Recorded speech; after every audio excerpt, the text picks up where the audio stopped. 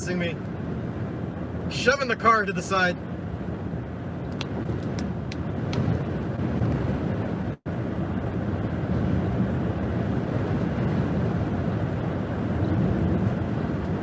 I got another Alamo off to the left. The I-75's off to the left there. Scouted out this area earlier.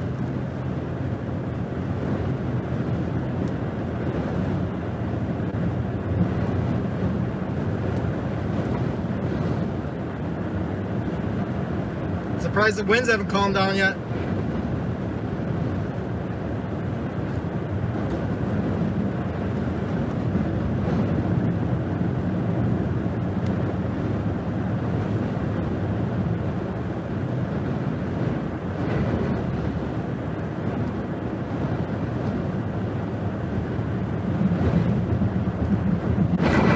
Wow! Big gust.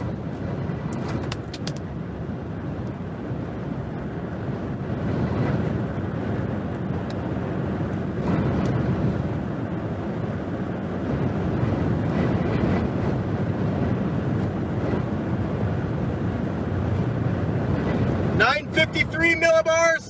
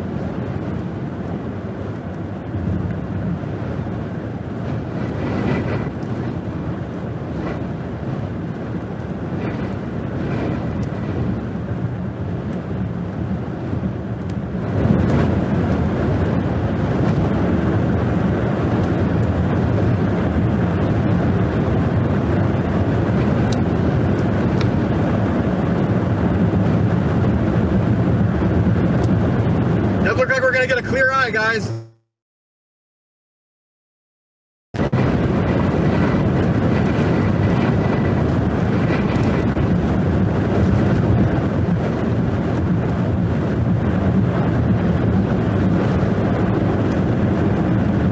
Hey, we'll get some specks of blue in the very center. Yeah, I'm on Highway 41 headed south towards Fort Myers. Trying to get to the very center of the eye, guys.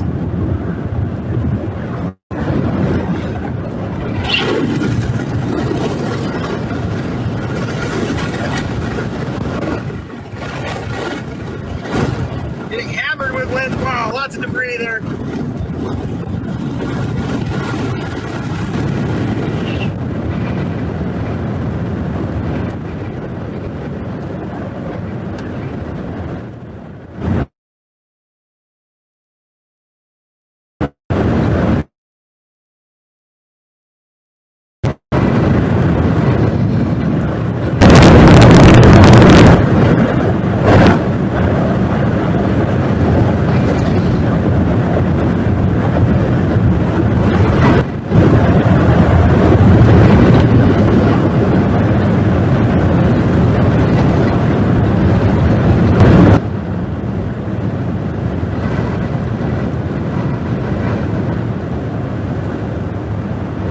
Should get the center somewhere around here.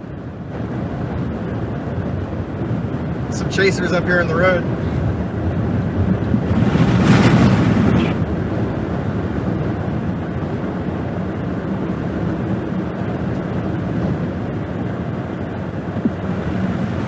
What's up? What's up? Hey! Where's the calm eye? Hey! I know, right? This isn't an eye.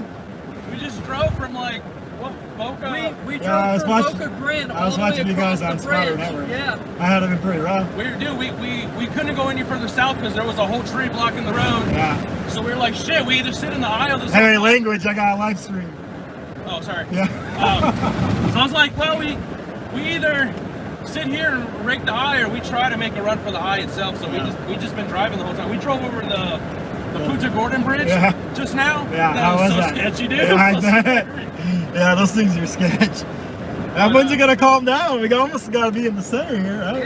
Yeah. You can tell though it's dying off, and then it gets gusty. So we're getting we're getting close, but no clear eye, unfortunately. I don't think we're gonna get clear eye. Maybe some specks of blue if we're lucky. Maybe if we're lucky. That's all right. Yeah. At least we made it to the center. Hey man. Nice to meet you. Marcus squared. Yeah, exactly. Eminem, you know. Yeah. So. Hell yeah. But yeah, man, we'll be around. Yeah. I'm gonna try and go to Fort Myers next time. Your car? No, I just lost the mirror covers all. Nice. Yeah. I got a big dent in the hood on this rental, but that's all right. Yeah, you got the full insurance, I assume. Yep. Yeah. Of course. That's what they're for, made for. Then Ida ended up bashing trees out of the way of mine, gutted it all the hell. Not bad for $13 a day. Yeah, exactly. You know? It's worth it for sure. Oh, absolutely. Yeah. So, They're a tool. It's a tool. yeah. Yeah, I think this is going to be about where the center comes to, right around here. I'll pull it over in front of you guys. All right.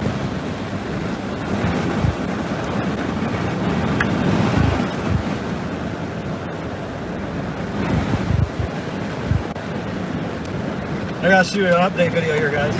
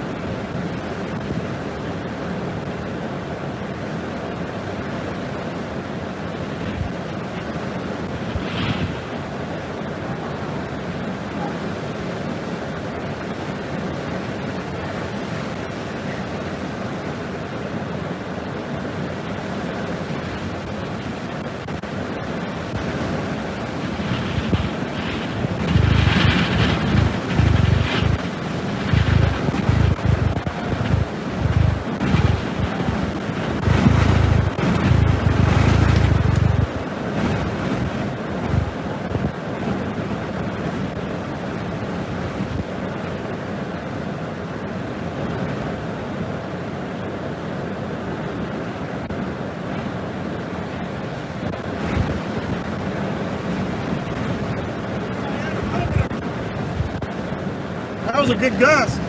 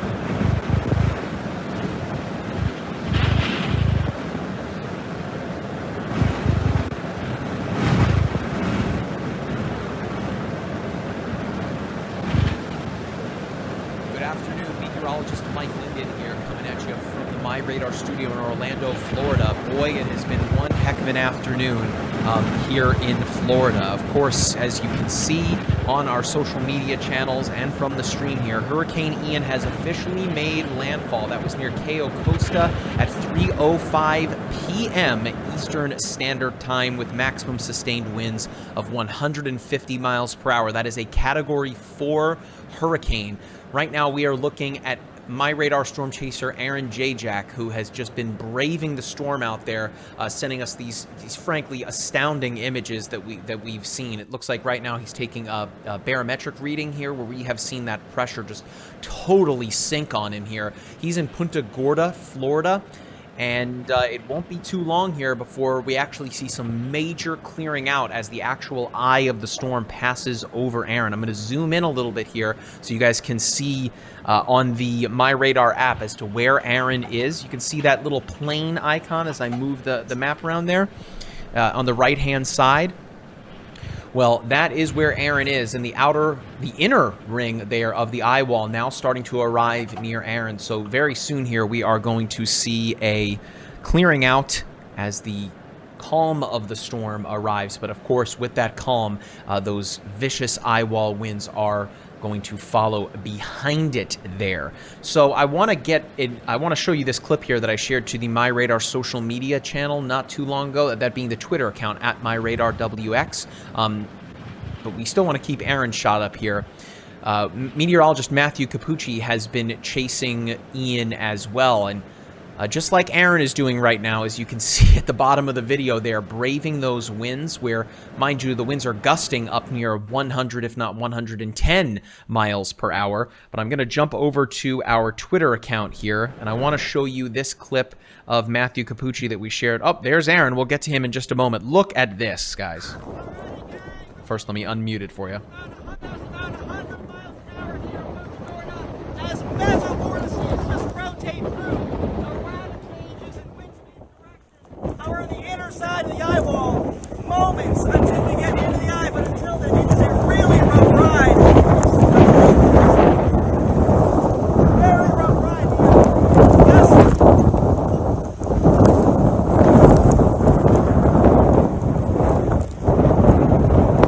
This is what happens. All the air is draining in the middle of the cyclone, but it can never really fill that void.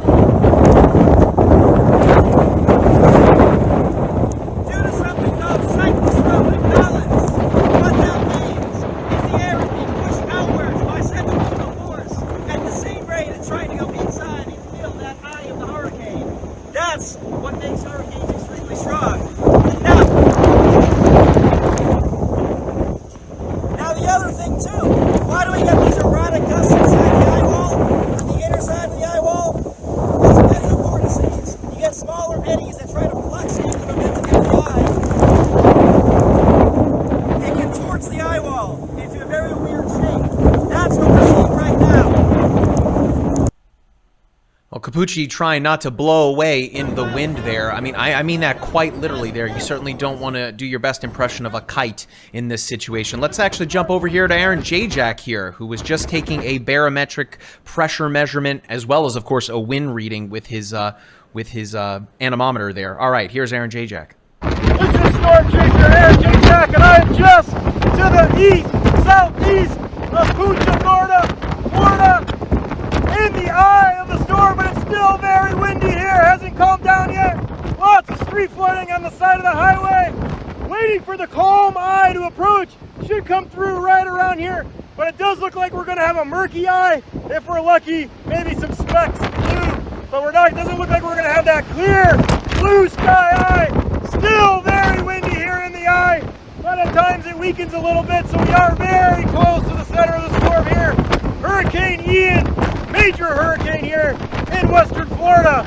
For MyRadar, this is Storm Chaser Aaron Jayjack in the eye of the storm.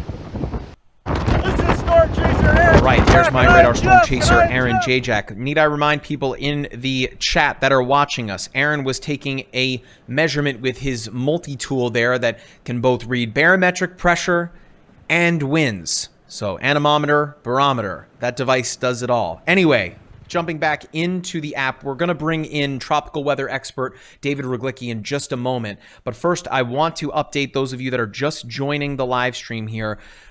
Once again, Hurricane Ian has officially made landfall. That was just after 3 o'clock this afternoon at a Category 4 intensity, 150 mile per hour winds. Here is the latest path from the National Hurricane Center. Now, this is something that has really caught a lot of us here by surprise. Rather than kind of just jogging along there toward the northeast, Ian is making a really hard turn to the north, maintaining Category 3 intensity, but as it stands right now, it is set to plow northward through Port Charlotte and Northport and right on through Arcadia, where we've seen some storm surge reports up near 9 to 10 feet. The expectation is that we may see that number rise even higher. Now, that is certainly a troubling track for spots like Bowling Green, for example, here, that maybe we're not anticipating this storm coming directly overhead of them. Need I remind you that that center line is just for the center of the storm. Ian is a massive, massive hurricane. Coincidentally, following the same landfall path and almost landfall intensity as Hurricane Charlie. The big difference here is that word I just mentioned, big. Ian is much, much larger. You could fit Charlie in the eye of Ian just to compare the size of the two here. Now, again, looking at the track, it is expected to weaken as we work our way into the overnight hours and into tomorrow, passing right over top of that blue dot. That is us as I sit and talk to you right now in the MyRadar studio here in Orlando, Florida. We are set to see Ian here as we work our way into tomorrow, right over top of Lakeland, Kissimmee. Disney World is actually right here. If I zoom on in where it is pouring rain, the parks are closed, mind you, today and tomorrow. They will reassess as the weekend approaches. And then the expectation is for Ian to exit the eastern seaboard right around Volusia County, that being Daytona Beach, turn northward, dumping rain over Palm Coast, Jacksonville, and Fruit Cove, St. Augustine part of that as well, passing right over the border and then turning back toward the northwest, potentially making a second landfall near Savannah, Georgia, before trudging northward all the way into West Virginia and eastern Kentucky as a tropical depression. In fact, as I'm sitting here talking to you, here where we are in Orange County, an aerial flood warning has just been issued here over the next 4 hours, where the rain is starting to pick up right outside our window. But we still have MyRadar storm chaser Aaron Jayjack. We are watching his stream because we absolutely are going to show you that clearing out of the as it approaches. But I want to pull in tropical weather expert Dr. David Ruglicki. David, this has really been an interesting landfall, right? One, because it seemed like the National Hurricane Center was waiting to officially issue that landfall. And then we were chatting about that hard turn to the north. I mean, pretty wild to see this latest path from the NHC.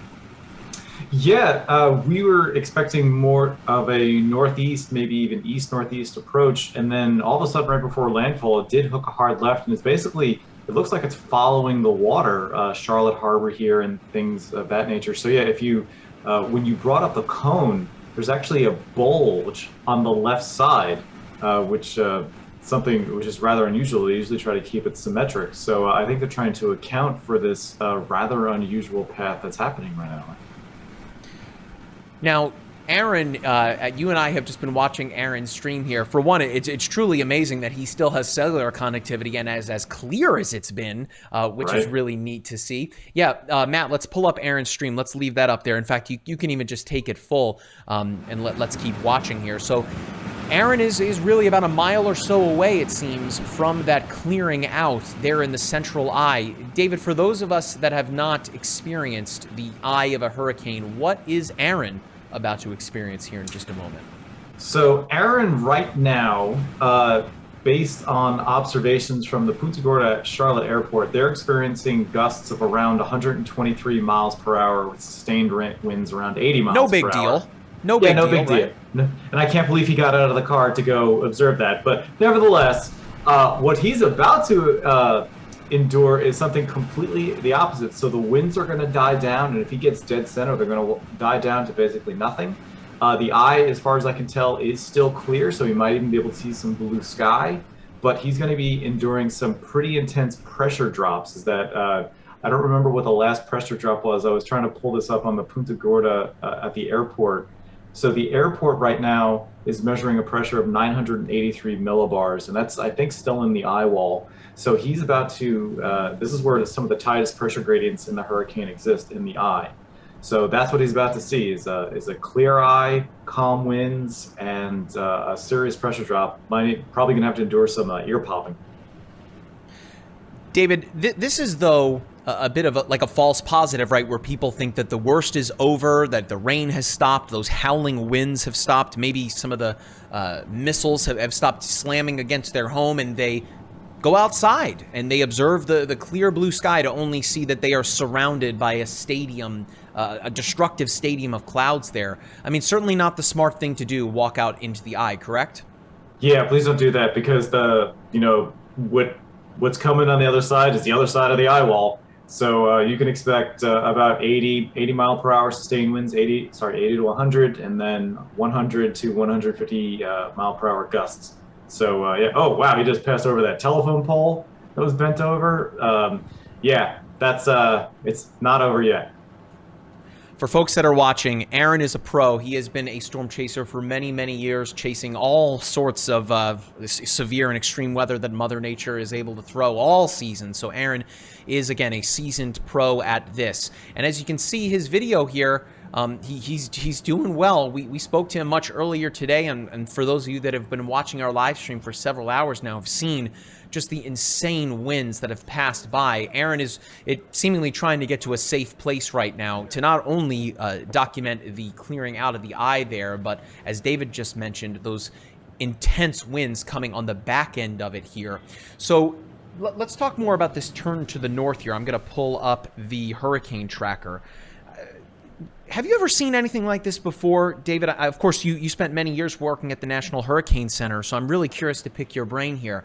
I at least can't think of a hard turn to the north like this, and I'm sure for people that live in the Tampa-St. Pete area, while not in the cone, as we touched on, just the sheer size of Ian is likely to bring a lot more noise to those folks than they were probably anticipating just a few hours ago. Hey, I'm in Lakeland, and I'm not excited by what I see here. Yeah, this does happen. A good example would be Hurricane Florence from 2018, which wasn't exactly a dive to the north, but it was a sharp hook to the left right before it made landfall. You see, you can think back even with Ian when it was coming off Cuba, because we thought it was just going to come right through Cuba and keep going to the north. And was it like the last hour or two that Ian was over Cuba, it was almost like a discrete shift to the right, just a few, a couple 10, 20 miles that nobody saw coming. And that's probably why our track ended up much farther south, ultimately over Florida itself. So yeah, no, these things can turn on a dime. The internal dynamics of these storms, basically advecting themselves on really short timescales. Like we saw the trochoidal oscillation before it made landfall. So yeah, these small little variations, these jiggles can have far-reaching effects, 12, 24, 36 hours down the road. I'm seeing a lot of folks just joining us in the chat right now. Of course, we are streaming live in the MyRadar app and across all of our social media platforms. We are live on Twitter, Facebook, LinkedIn, Twitch. Big shout out to our Twitch viewers. So for those of you that are just joining us here on YouTube, click on that thumbs up button. We really, really appreciate it. Of course, it helps us really break through the platform's algorithm and helps get this information out to people that really need to see it. As you can see on Aaron's stream, there is still cellular connectivity for folks that are dealing with the heart of this hurricane. So again, there are likely people watching this stream that are going through this right now. Of course, just as I say that, David. Oh, okay, we're good. I thought I spoke too soon there. We still have the connection. So again, click on that like button, subscribe to the channel. It's totally free, of course, and click on that notification bell. That way we always know whenever we drop a new video or whenever we go live. Before we jump back over to Dr. David here, again, for those of you that are just joining us, Hurricane Ian has made landfall officially. That was just about an hour and 5 or so minutes ago, just on the southwest coast there near Cayo Costa. And as a Category 4 hurricane, wind speeds of 150 miles per hour. I'm seeing a lot of folks on social media saying, man, this is just like Charlie. That is true in the sense with the pressure, with the winds at landfall, even down to the location, which is pretty remarkable. But again, the size difference is really the big story here, because the winds are really only a small part of it.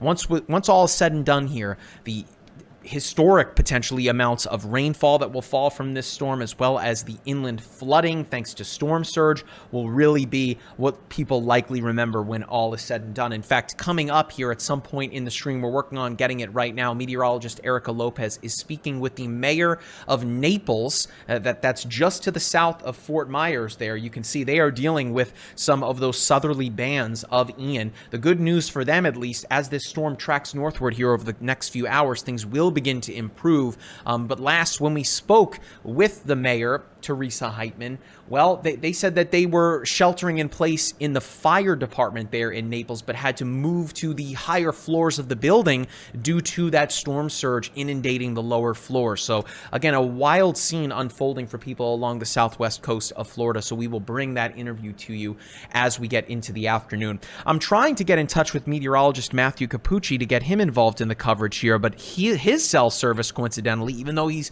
somewhat nearby Aaron here, it is really touch and go. So I have not heard from him here in a bit. We know he's okay, but in terms of getting through any of that video that I showed you, it was a bit tough. You know what? Let's jump over. I'm going to show you, for the folks that are just joining us here, the update from Capucci, especially since this video is, it's pretty wild. Check it out. Alrighty, gang, we're getting wind gusts about 100 miles an hour here.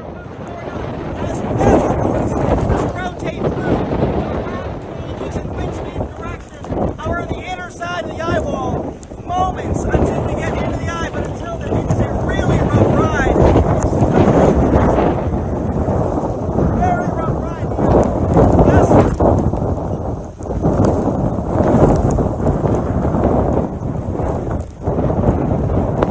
This is what happens. All the air is draining towards the middle of the cyclone, but it can never really prove that point. Due to something called cyclostrophic balance. What that means is the air is being pushed outwards by centrifugal force at the same rate it's trying to go inside and fill that eye of the hurricane. That's what makes hurricanes extremely strong. Now the other thing too, why do we get these erratic gusts inside the eye wall, on the inner side of the eye wall? It's metal vortices. You get smaller eddies that try to fluctuate the momentum in the eye. It contorts the eye wall into a very weird shape. That's what we're seeing right now. Okay, and that's meteorologist Matthew Capucci with an update near the landfall location of Hurricane Ian. We are looking now at MyRadar Storm Chaser's camera here, and I have along with me tropical weather expert Dr. David Ruglicki. It seems like Aaron is in the eye, right? I mean, the winds have really died down. I mean, compared to what we were just looking at maybe 15 minutes ago. Yeah, this is it can happen real quick once you get to the edge of the Oh, here we go. sidewall. He's pointing towards the sky. Yeah, I'm gonna guess he's got to be pretty close to it, right? Or if he's not in the eye completely, he might be. Yeah, he might be obscured by a hub cloud. We know that there is these low-level clouds that exist, 1 to 2 kilometers off the surface in the eye of the hurricane. It's not completely clear unless you're flying in a plane, so he might be obscured by that. If you give me one moment, I'm going to take a look at the satellite imagery. Now, since the sun is still up, we can take a look at the visible, and yeah, it looks like it's not exactly a clear eye, so I don't know if he's actually going to get to see the sky, Mike. Aaron is in Punta Gorda right now, David. I've got the app kind of centered right on that location. Here, I'll zoom in even tighter just for this moment. Right? So that's as tight as we can go on the app here. So it seems like he's just on the end here with the clearing just behind it here. Those clouds are really hustling. Let's listen in and see what Aaron has to say. We'll let him know that his mic's open. I know it has been open this whole time. Aaron is a pro here. I wonder if he's going to try and fly a drone in the eye here. But let's listen in on Storm Chaser Aaron Jayjack as the eye of Hurricane Ian approaches overhead. Can I go back to the north a little?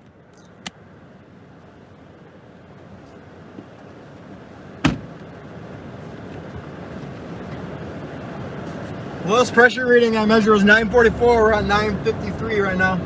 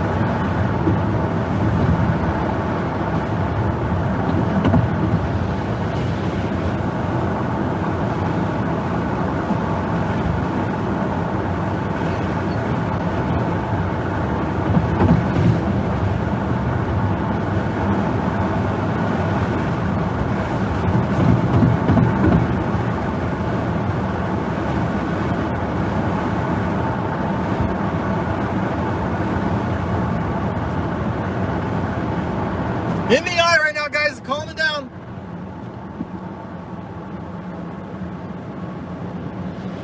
I saw some sun. You guys see the sun?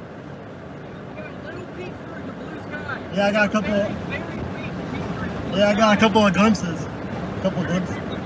Yeah. Yeah, me too. I'm just gonna hope it maybe reappears. Yeah, maybe it will. Might, probably not though. I don't know. Maybe it's not Louisiana, so it might. So much water in Louisiana, it seems like it always gets murky. I keep forgetting that there's a part 2 coming too. Yeah, exactly. Gotta get back to prove the I'm garden. talking about just going to Fort Myers and just camping out in the parking garage, really. Yeah, I was thinking about it. I don't know if we can get there though. Dude, if I can get through Punta Gordon, what I just did, we can go to. Well, but they got the big surge down there. Oh yeah. There's like, it's all flooded down there, man. That still might be worth going. They got like, yeah, I was gonna go there to document the flooding. What if we got on 75 and then drove over there? That would probably be better because the causeway is much shorter. Yeah. And it's higher elevation. It's a lot higher, yeah. Yeah, there's an access point to 75 like a couple miles down this way, I know. But I don't know how far you gotta go down that way. We're really not that far from it. No, it's only like 10 miles out. Yeah. Yeah, I don't know if we're getting a calm eye out of this. But no, I don't know. It's weird. It is weird. I got a calm eye in Laura, in Ida. I got it into playing Laura for a little bit in Sulphur. I didn't. No, I stayed at home. I left home on the blast into the eye. I just decided to get raked by that eyeball. You know, I was like, ah, Well, it did when I left. Oh, look right there, blue. No, almost blue sky. Clear. the fact that you can make out the low-level cloud structure is really nice. Yeah. The thing that amazed me most about this storm, and there's our stadium wall effect right there. The thing that amazed me most about the storm was all the lightning, man, and thunder. It was incredible. Oh yeah. Yeah, we actually saw bolts and heard thunder. Like it was crazy. You never seen that. I mean, it literally hit about 100 yards or less from me. It was instant thunder and lightning flash, and it was crazy. I didn't even see it though. I was like, look at this part. Look. Yeah, I was looking at that. Yeah, we're gonna be able to see up. I was hoping to get a calm eye. So there's the stadium wall right there. Stadium right there. Yeah, I'm hoping we get calm eye so I can. I wanted to get my drone up into the calm eye. That would have been awesome. Not good in this. Yeah. As soon as it launches, it's gonna go about 2 miles that way. Yeah. Cancel my flight. Out of Orlando.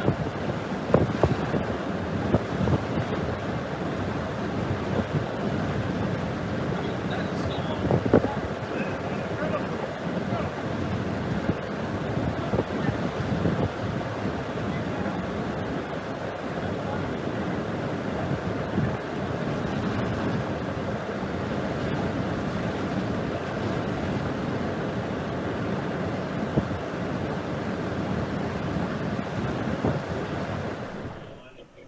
What's going on, everybody? I have an update for you. I know not too long ago we told you that we haven't been able to get in touch with Matthew Capucci, who is out in the field chasing the eye of Ian. Well, as you can see right here, we've got him on the phone. So we're actually going to get a chance to speak to meteorologist Matthew Capucci. Capucci, how are you?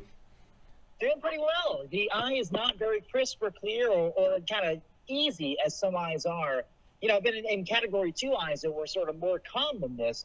Right now, we actually have mostly calm conditions. The wind has gone completely still, but we're getting mist right now. It's like there's so much low-level moisture trapped beneath an inversion or something that we are still seeing a little bit of precip. Actually, a surprising number of birds, too. And the birds are being sucked in the sky.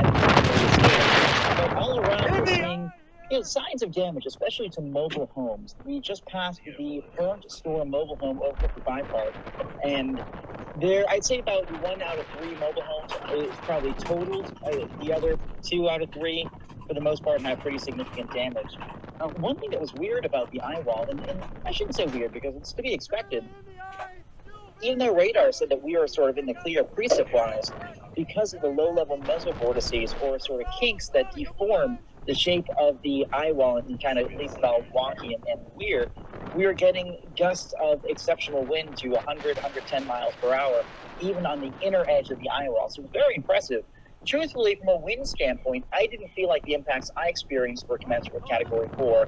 I know towards the coastline, I'm sure folks did see at least winds in the high EF3 to perhaps EF4 range. We didn't see those here, but regardless, it doesn't take 150 to do some major damage. We got about 100, 110, and we were definitely feeling it. One thing that was interesting was that we got an anti-surge in Punta Gorda, where all the water was pulled offshore first, and then we'll have water going ashore later on as the backside sweep through. Hopefully not a terribly significant, but regardless, it's still a pretty impressive. Now, we saw, and we showed your video not too long ago of you attempting not to fly away. Walk our viewers through what that experience was like, because, not many people are going to get to experience something like that, or maybe even would voluntarily want to do so. Hell, it was windy. No, I joke. It's what was weird? What was it we were getting? Because we were at the inner eye wall at that point. We're getting these. Well, obviously it's windy, but it was to the point where we'd get sustained winds of probably 70, and there'd be these little calm moments. You're like, okay, maybe we'll get a break, and then suddenly the wind would roar back stronger than before, like this crazy stair-step pattern up into the inner eye wall, and then it would flatline. Then it would come back for a minute, then it would flatline again. So very irregular, which is just something we typically see with these kind of inner eye wall environments. So now that you're in the eye, as you mentioned, a bit of a cloudy eye, we're looking at Aaron's video here. He's pointed up at the skyline here, and you are correct. It is definitely a bit of a cloudy eye here. What's next for you? I mean, I know you guys are not too far away from one another. What's next for you? Well, I think one of the tricky things tonight will be getting lodging. Personally, I do need to just do silly things, like, for example, change clothes. One thing that I always encounter when I'm chasing hurricanes, you don't realize how cold you get. And this will sound dumb, but on a personal level, I get so incredibly cold when I chase hurricanes because I'm sitting in a car for 8, 12, 14, 18 hours, whatever, in rain-soaked clothing, and I have to have the defrosters on because I want to get any rainwater off the inside because I'm constantly going in and out and then taking videos and whatnot, leaving the windows open. And very quickly, I become soaked in rain. And it really permeates you. And you realize by the end of it that your fingers are all wrinkly and you're just damp. And so I look forward to hopefully finding lodging tonight, getting to change of clothes, maybe a warm meal. It almost makes me feel guilty to be looking for that, though, because I'm one of the fortunate people who gets to leave this disastrous freaking area and come back and approach it from a scientific standpoint. But there's so many people here who experience it from a human standpoint who don't have the luxury of leaving and going to a nice hotel or getting a warm meal. These are people for whom this is home. And in many cases, it's home no more, given the immense damage they saw. So what have you seen on that note? I mean, of course, we played your video of the incredible wind-driven rain of those massive trees being just uprooted like toothpicks. And of course, we saw the video of you trying not to blow away. But what have you seen as you've driven and chased the eye of this Category 4 monster that's made landfall not too long ago here? I will be honest, I think this will be remembered mainly for the surge and not really for the wind. I'm seeing like Category 1 to maybe low end 2 wind impacts. The wind impacts I've seen, at least on the northern side, have been rather unimpressive, which is a good thing. But that said, we ordinarily expect the eye wall to be much more severe on the south side because you have onshore wind. The trouble with that was we didn't want to chase there because that's where the surge was. And so I imagine folks to the south got hit way harder, and we've been hearing reports of hundreds of people trapped on the roofs in places like Naples, and I know Fort Myers had a very difficult experience with this too. And so ultimately, what we experienced was a very windy eye wall for about 2.5 hours. We tried crossing multiple bridges during that, in which time we had next to zero visibilities, and that was definitely a harrowing experience. We were getting crosswinds about 100 plus miles per hour as we were crossing, and our vehicle was just shaking nonstop. But I think the biggest thing that I'll take away from this, the biggest thing I'll remember, the lightning strikes. I've never seen lightning in a tropical cyclone, and we were driving to one of our targets, and out of nowhere in the outer eye wall, just these pinpoint lightning strikes where we could actually see the bolts, which almost never happens. And people on social media, left and right, meteorologists were commenting on how strange it was to see this kind of lightning activity within the eye wall of the storm. And that's something I remember for a very long time. Now, as you just touched on, the disaster-stricken areas are really far and wide, as we've seen quite a few folks compare Ian to Charlie, coincidentally making landfall almost the exact same spot in southwestern Florida at the almost exact same pressure and wind speed, which is truly remarkable. But of course, the sheer size difference between the two is really what makes a big difference. As I'm talking to you right now, Capucci, over 1 million customers are without power in Florida. That number has just seemingly doubled each time I'm looking at it. And of course, now as the storm begins to work its way inland, making this sharp turn northward into the east, it seems like the evening and the overnight period is really far from over the real impacts of Ian as it works its way inland. Most definitely. I think right now we're going to see the transition away from a surge episode just because, it's moving away from the coast. That said, there will still be some onshore flow, which will be a problem again for places like Fort Myers, Cape Coral, Port Charlotte, all those areas. But I think the bigger threats will soon become inland wind, so inland power outages, but really the heavy rainfall. Northport, Port Charlotte, Rotunda, Sarasota, and Laurel, as well as Gulf Gate Estates, are under a flash flood warning right now. I think that's the first of many. We're already seeing heavy rain break out in places like Orlando, Titusville, Deltona, in the direction of Volusia County, up and down Interstate 4. And that's kind of preceding the main dense rainfall associated with Ian. And so as that works north and east over the coming, say, 18 hours, we'll likely see precipitation totals stack up markedly, perhaps 20 inches or more. One other thing I find fascinating about this, we'll learn more about this coming up in the 5 o'clock National Hurricane Center Outlook update, is that this storm has a propensity to actually exit the eastern coastline of Florida, then spend some time over the northwest Atlantic, then come back and make a second landfall as a higher-end tropical storm in either Georgia or the Carolinas. So we're certainly not out of the woods yet.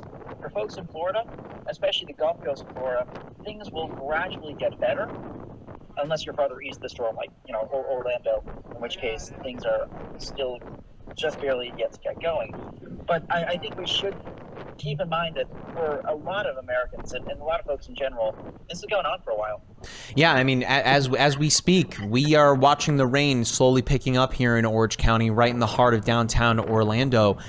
We are under a tornado watch that was just recently extended from 5 o'clock this evening, which is in about 10 minutes from now, until 1 o'clock in the morning. Let's chat about that tornado threat. I mean, we talked a lot about it here over the past couple of days, but that's certainly been something that has really affected portions of eastern Florida that are not dealing with a landfall whatsoever. whatsoever, but they are still dealing with the impacts from Ian as those outer bands just continue to slam northward, bringing that tornado threat. Can you speak to what folks in central, eastern, and even parts of North Florida are set to experience here over the coming days as the storm begins to work its way toward them? Most definitely. So it'll be actually a litany of different hazards. We'll start with the tornado threats. In the northeastern rain band, so really the front right quadrant of this particular storm, Ian, you have winds moving onshore that are slowing down, but the upper level wind can still remain strong and fierce, which is why you get a change of wind speed with height, which we know as wind shear. That means anything that spans multiple layers, i.e. a thunderstorm updraft, or in this case, a squall line, a feeder band will be able to experience a twisting force that will cause it to gradually spin and accelerate faster and faster, and that could eventually produce an isolated tornado. We saw that multiple times the other day in the Everglades, and we'll likely see that more in the next couple days or so, even as far north as the Carolinas. One other thing I think that's worth mentioning too is discussing that freshwater flooding threat, because we've discussed already. I think it's definitely worth emphasizing that the flooding issue isn't just a thing at the coastline. We'll likely, that's some debris. We'll likely, oh my goodness, we're passing a mobile home park that is largely demolished. Yeah, I just received the video that you just sent to me here. I've got you on the phone with my right hand. I'm trying to get it posted to social media here with the left. I think you should probably chat about it here. I assume this is what you're talking about here. That's something worth mentioning as well. I mean, meteorologists, we say all the time that mobile homes are one of the worst places to be when it comes to severe weather. Can you speak to why that is? Yeah. So believe it or not, the actual box structure of the mobile home is quite sturdy. The issue lies in the fact that most mobile homes, if not all of them, aren't anchored, meaning they don't have a foundation. You might tie them to the ground, but that doesn't really hold up all that well.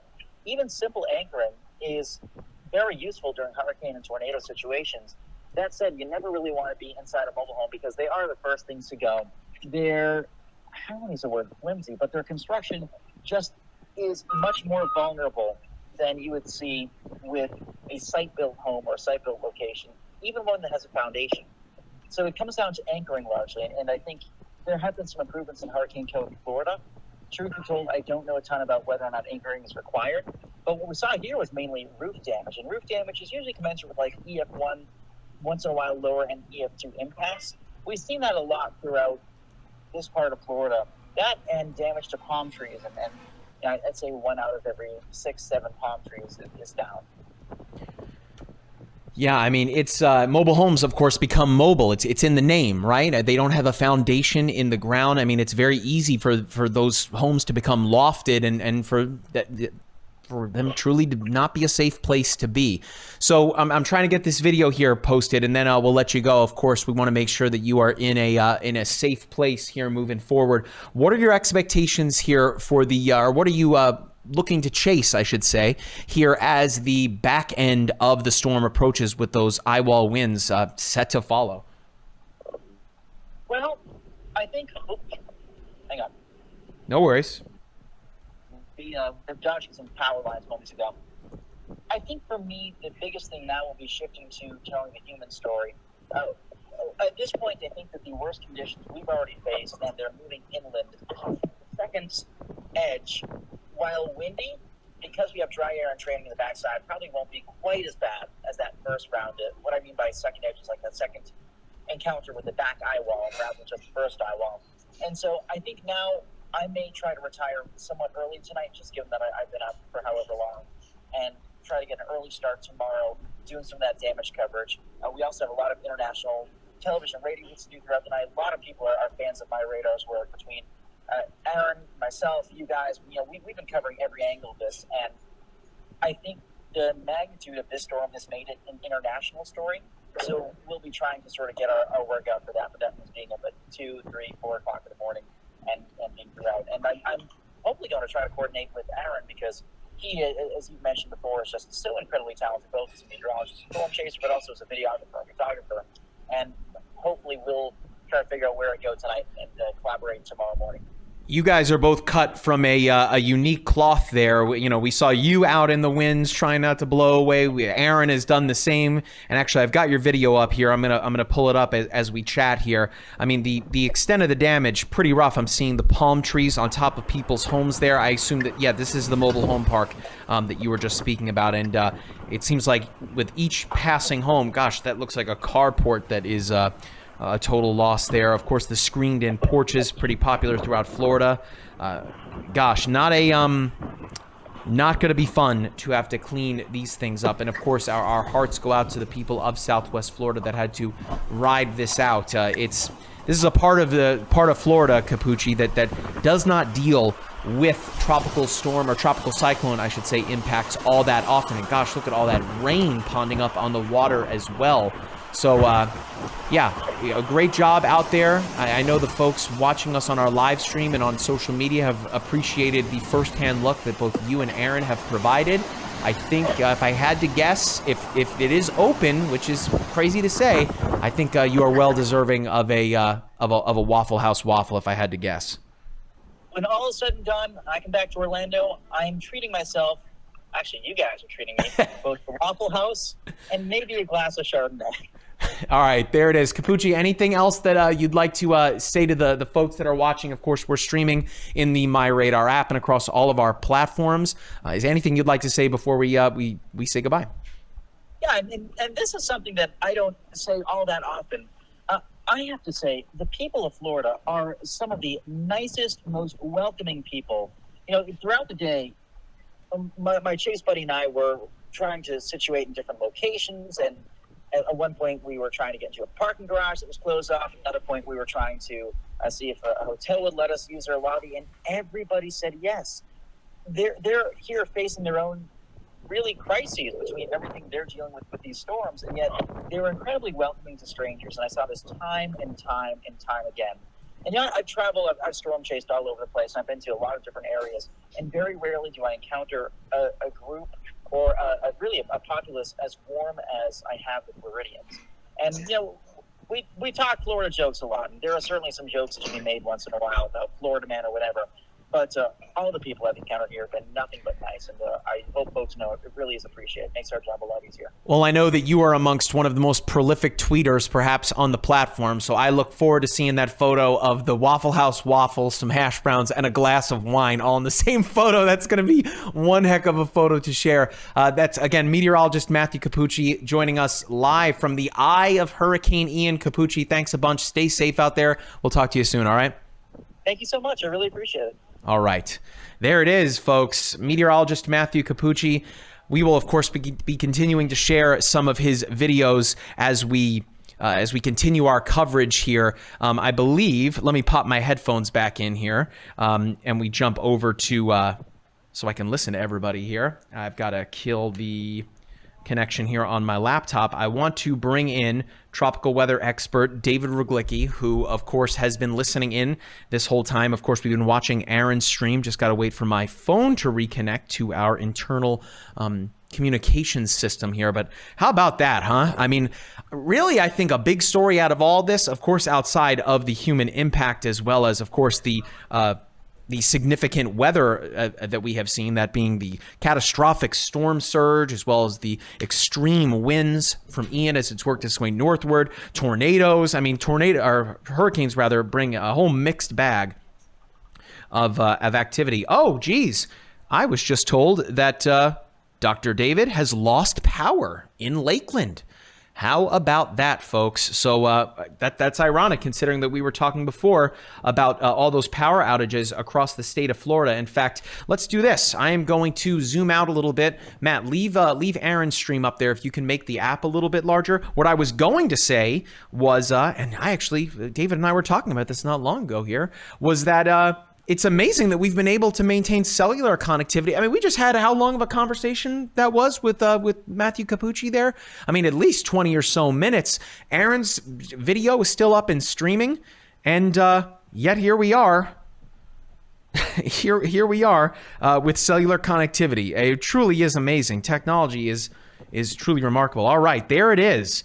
So right there in Lakeland, Polk County, I guess 1.4% of the total customers are being affected. One of that 1.4% is Dr. David's home. Of course, we wish that he and his family are staying safe right now as those outer bands begin to push their way northward. This is certainly something that that we anticipated. Of course, we are here in Orlando, Florida. You can see the blue dot on the map there. That is us here in downtown Orlando. We still have power. We will stay with you as long as we have it. But boy, look at that. I think you guys in the back can see this, right? Look at this rain band headed for Orlando, Florida. It's coming, folks, to Orange County. Not too long ago, the city of Orlando actually issued a lake advisory. Of course, there's a ton of lakes here in the city, one not far from our building, Lake Eola. And the expectation is that with the sheer amount of rain coming, that those lakes will flood. And that will, of course, cause all of the area sewers to flood. It is really not going to be a pretty scene. Bear in mind as well, for folks that are dealing with the aftermath or dealing with the rain from Ian here and the storm surge, I shouldn't have to say this, but do not go out wading in it. It wasn't too long ago that we saw a shark. I'm really not kidding, that we saw a shark in a residential neighborhood. So let alone the sharks, it's all the other stuff, I'll say, coming from the sewers and area lakes. Of course, people here in Florida are treating their lawns, so all of that stuff is working its way into that water. Do not go walking through it. That is my best advice here. Matt, do we still have Aaron? I just want to make sure here, because if we still have Aaron... Okay, let's toss to Aaron, and we are going to reconvene here. I will leave you with Storm Chaser Aaron Jayjack as he's sitting in the eye. We're getting set to give you folks watching. We just wrapped up an interview here with some folks in the city of Naples. As I mentioned before, meteorologist Erica Lopez has been speaking to the mayor of the city of Naples that is currently still in Naples and is dealing with incredible storm surge, and I believe had to move to the higher floors of the area fire department to get away from the floodwaters there. So I'm going to step away for here just a moment. We'll let Aaron know that his mic is back open. Of course, let me zoom on in here. I'll get rid of the power outages layer. And before I sign off here for just a moment, Matt, let's take a look at the path here one more time. And in fact, it's 5:02, right? We have a new path from the National Hurricane Center. So you can see here, man, this is truly wild to see. Ian making a hard turn, kind of, let alone to the north, but to the northeast here. So for folks in Bradenton, Sarasota, St. Petersburg, a lot of rain pushing its way north and eastward. Yes, Andy, I'm still here. So pushing north and eastward through into Lakeland, over the top of Kissimmee. Again, Disney World, Universal Studios, two very popular places here in Central Florida. Of course, both parks are closed because of Ian, as you can see here. No one's going to want to be riding the any rides at Disney World with rain like this, or having to go get a Mickey pretzel with rain rates like this. It's just not safe, of course. The parks, again, closed today and tomorrow. My heart goes out to the folks that maybe were saving up for quite a long time to take their families to Disney World. Now, as we zoom out, Ian is expected to weaken to a tropical storm. I say weaken, at least that's officially to a tropical storm, but bear in mind, the threat is far from over. Incredibly strong winds associated with a tropical storm, and the key there is that they are consistently strong. Heavy rains, as well as the tornado threat pushing its way northward. Again, I'm talking to you right now, and you can see on the radar, just to the east and southeast of that blue dot, is an incredibly heavy rain band swinging in from Ian. Of course, within that, we could be looking at some rotation, as well as we here in Orange County and most of Central and East Florida are under a tornado watch. We continue to track our way north and eastward as we head toward the end of the work week as Ian exits off the eastern seaboard of Daytona Beach, that being Volusia County, dropping heavy rainfall all up and down the east coast of Florida. That does include Duval County and Jacksonville, which of course is a densely populated metro area as well. Remember, warm water is hurricane hurricane fuel, or I should say tropical cyclone fuel, because as it kind of hugs the coast there, that is what is going to really fuel those rain bands coming in and just slamming into Daytona Beach, Palm Coast, St. Augustine, and Jacksonville. We work our way northward into this weekend, that being October 1st. Crazy, this year is almost over. We're almost 10 months in. Ian making a secondary landfall, still at tropical storm intensity, just near Savannah there, kind of splitting the difference between Savannah and Beaufort. Of course, remember, we will likely see this path adjust even more as Ian trudges its way through central Florida, continuing to track its way northward, weakening once again, but again, weakening in air quotes there, to a tropical depression, bringing heavy rainfall to Charlotte, North Carolina, yet another densely populated metro, Columbia, South Carolina, Charleston, South Carolina, and pushing all the way northward almost into Charleston, West Virginia. So almost hitting two major Charleston areas, which is pretty nuts. And then Eastern Kentucky also getting into the mix there. Even some spots of Virginia like Roanoke, Lynchburg. So when all is said and done here, Ian likely having major impacts on millions of people as the hurricane force winds die down, likely staying as a tropical storm there for several days as it makes that secondary landfall. All right, so Matt in the back here, let's send it over to Aaron Jayjack's stream. Of course, while we still have it, he is still in the midst of that eye. I'm going to zoom back in here on Punta Gorda. That is where Aaron is, turning off the hurricane tracker right here. So remember, the eye is starting to, or I should say the storm in and of itself is starting to turn hard to the north. So that means that Aaron might be in this eye, the calm, for a rather extended amount of time here, and he'll get the secondary eye wall winds on the southern side of the storm. So we're going to wait and see here, but let's take Aaron's feed for as long as we have it. Again, I've been meteorologist Mike Linden. Team coverage continues here across the MyRadar host of platforms and, of course, in the app as well. Before I jump for just a bit here, I've got to remind you, of course, if you're watching on YouTube, for one, we really appreciate everybody in the chat watching us for this whole time here. Really awesome. Again, hit that like button. Click on the subscribe button. It's totally free, as is hitting that like button. It really helps helps us break through the YouTube algorithm and gets this life-saving information to people that need to see it. And as you can see from Aaron here, cell service is still working even in some of the hardest hit areas. Power outages continue, but we are still seeing cellular connectivity. We did just hear from Dr. David. He is okay despite, again, losing power in the Lakeland area there. So big shout out to Dr. David for all of his contributions here over these past couple of days with Ian coverage. Okay, so we will be back with an interview from the mayor of Naples here in just a moment, from meteorologist Erica Lopez. So again, from everyone here on the team, stay safe and stay dry. We'll be back in just a few minutes, folks.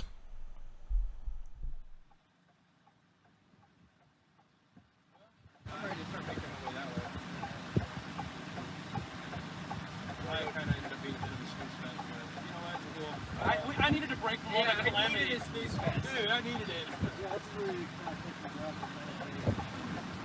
Let's look at hurricane energy when they go down. Well, yeah, did you see? Well, did you see at one point the hurricane hunters, they got into an updraft that shot them up 700 feet in 1 minute, and they dropped back down, and they just went back into the eye, and they were just like, I'm chill here for about 2 circles around the eye, and now I'm going to try again.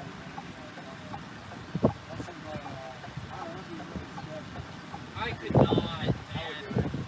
I would do it because they never wrecked. Well, yeah, like, I would go. Yeah, they're like boats.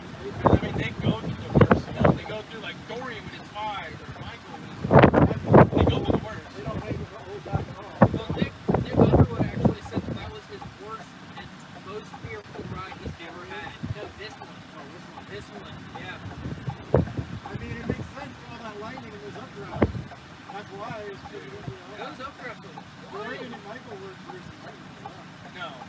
These were, like, legit towers going up to, like, 50,000 feet. They got hit by hail up there too, apparently. Oh, no kidding. Yeah. I'm not surprised. Dang, dude, that's crazy. Yeah. So that was a unique aspect of the storm. I wonder if there was like some like a little bit of dry air in the Midland. A little bit of extra lapse rate. Well, I know they were forecasting that. They were talking about dry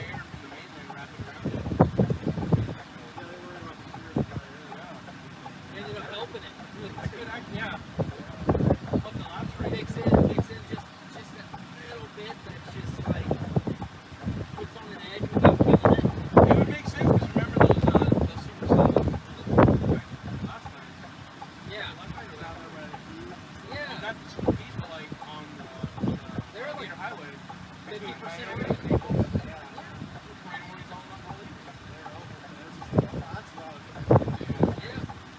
Right down here in the 73rd floor, though. Yeah, right over here. But like that, I mean, yeah, that's gotta have that dry air in place. So I'm just bringing dry air. Yeah. It did seem like just not shot to make it work.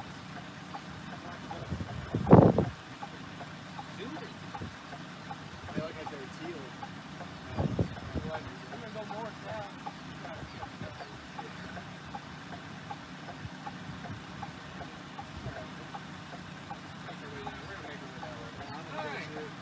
I've had enough for here.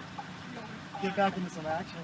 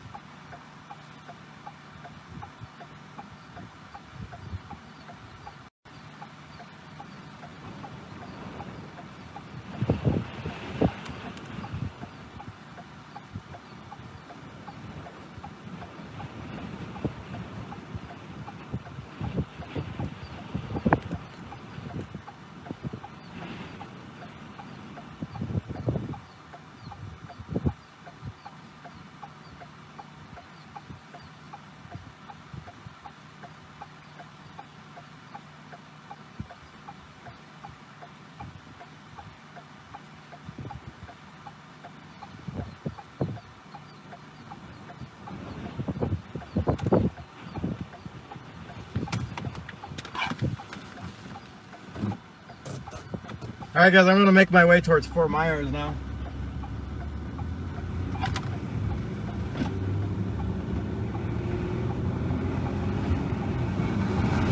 We're gonna punch through the other side of the storm.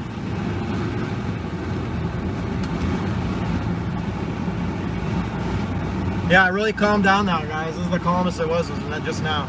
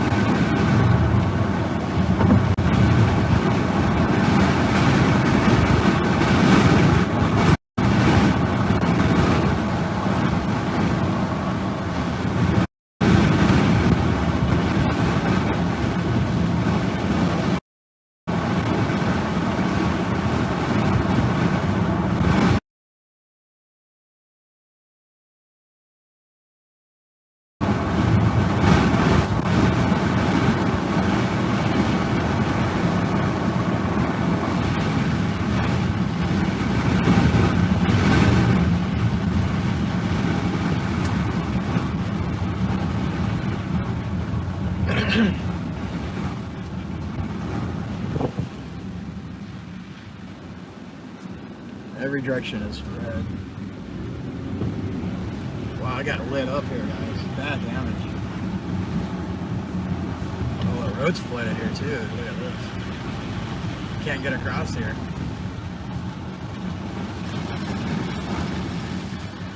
It is flooding here in Fort Myers. Parking lot's flooded over.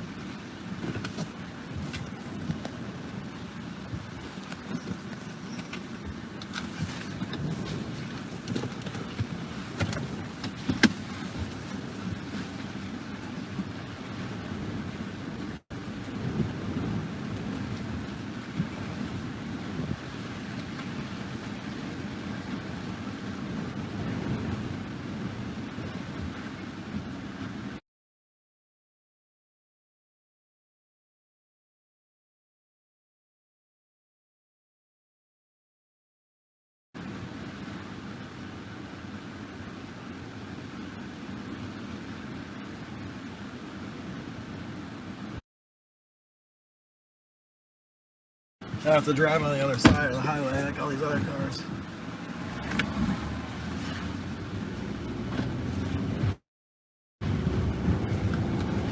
Actually, I might turn back and go to I-75. It's probably completely flooded. Oh, it's flooded over all the way over here too.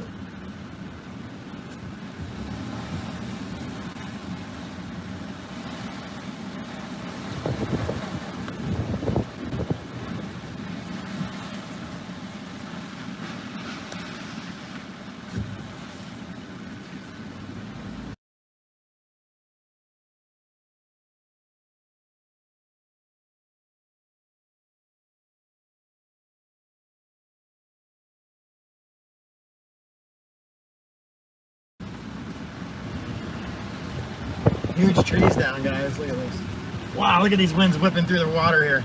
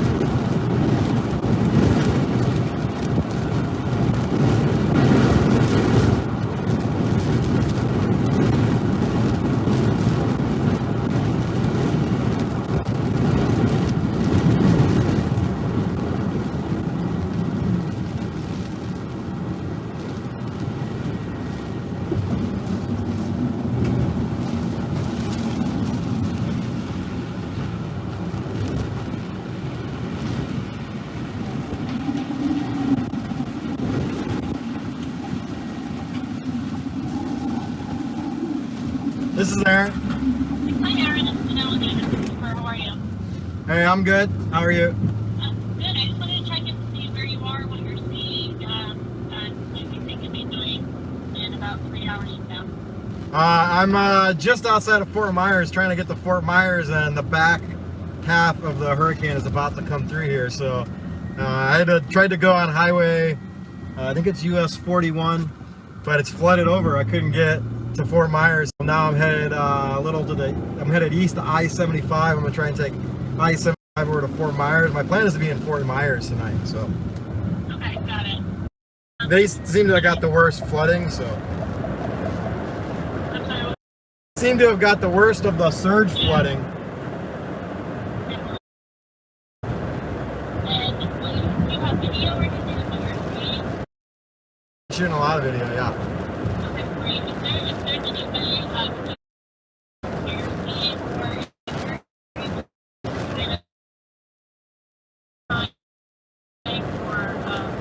a video or anything?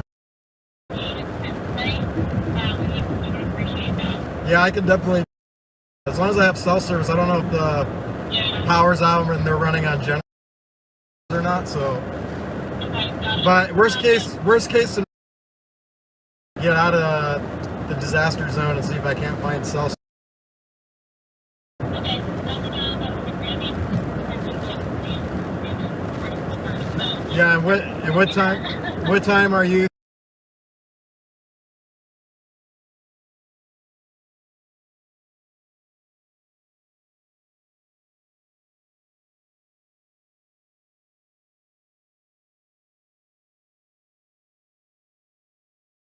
Thinking again, did you say? Like, so we're kind of in rolling coverage, so if you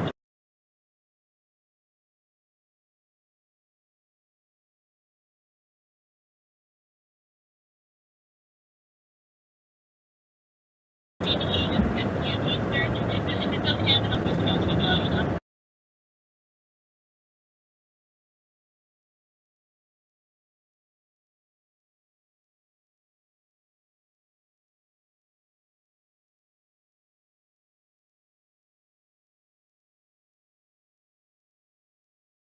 what time are you thinking again, did you say? Like, So we're kind of in rolling coverage, so if you could see me at Eastern, if it doesn't happen, I'm just going to know. yeah, sounds good. Okay, great. Thank you so much for your time, and I'll send you a text right now. Okay, cool, thanks.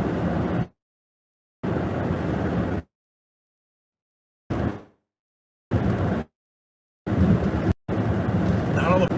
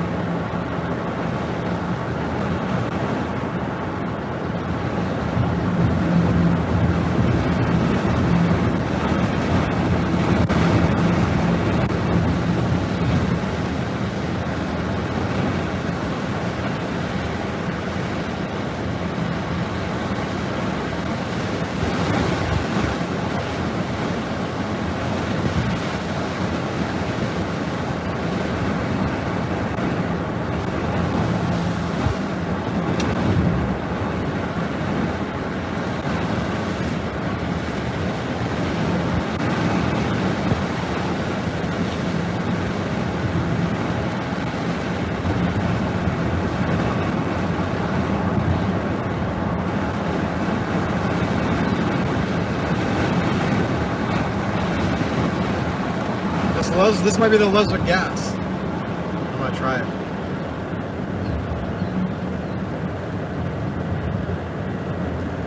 Oh wow, it got lit up. The canopy falling apart. Holy cow. This love's got destroyed. Good grief.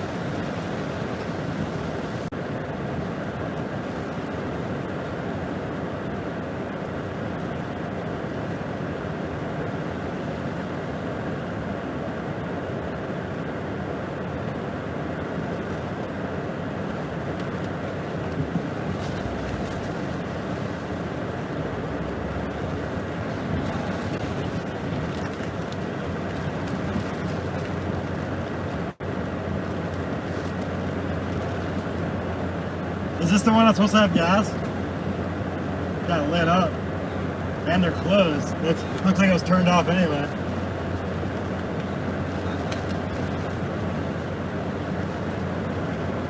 I'm gonna try and get across I-70, but it was all flooded over there.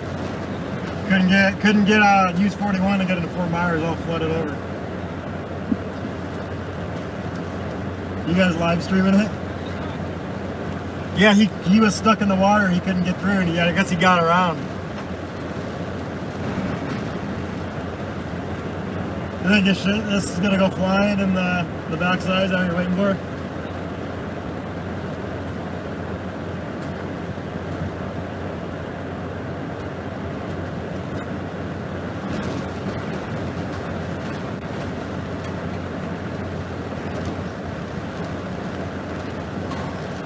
This back half might be kind of weak. This back half might be kind of weak.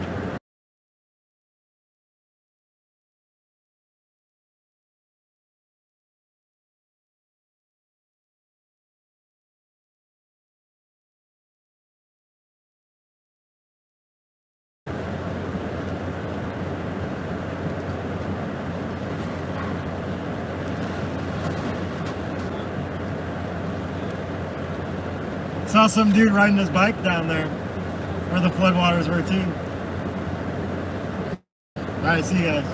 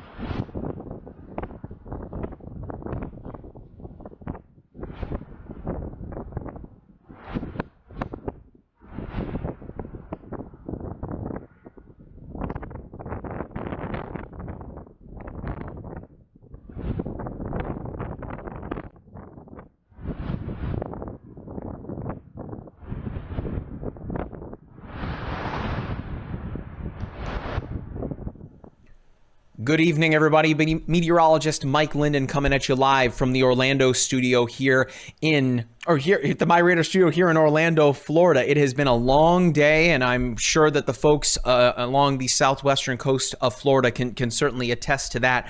We have shared recently quite a lot of video on our social media feeds, particularly out of Naples, Florida. I told you earlier that we were working on an interview with meteorologist Erica Lopez. She actually had a chance to speak with the mayor of the city of Naples. We are putting that interview together right now. We were actually able to speak with their fire chief as well.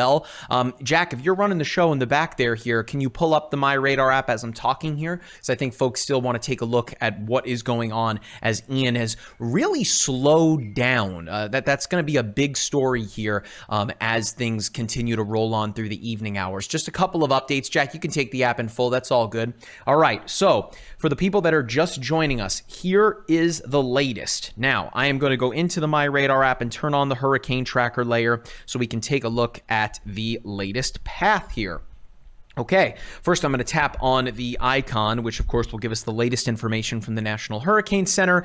And that is that Hurricane Ian is still a Category 4 hurricane. Now, the winds have fallen to 130 miles per hour. That is meaning that in about 3 hours, because that is when it made landfall at 150 miles per hour. That was right at 3:05 approximately, and that was near Cayo Costa, again, as a Category 4 hurricane with maximum sustained winds of 130 miles per hour.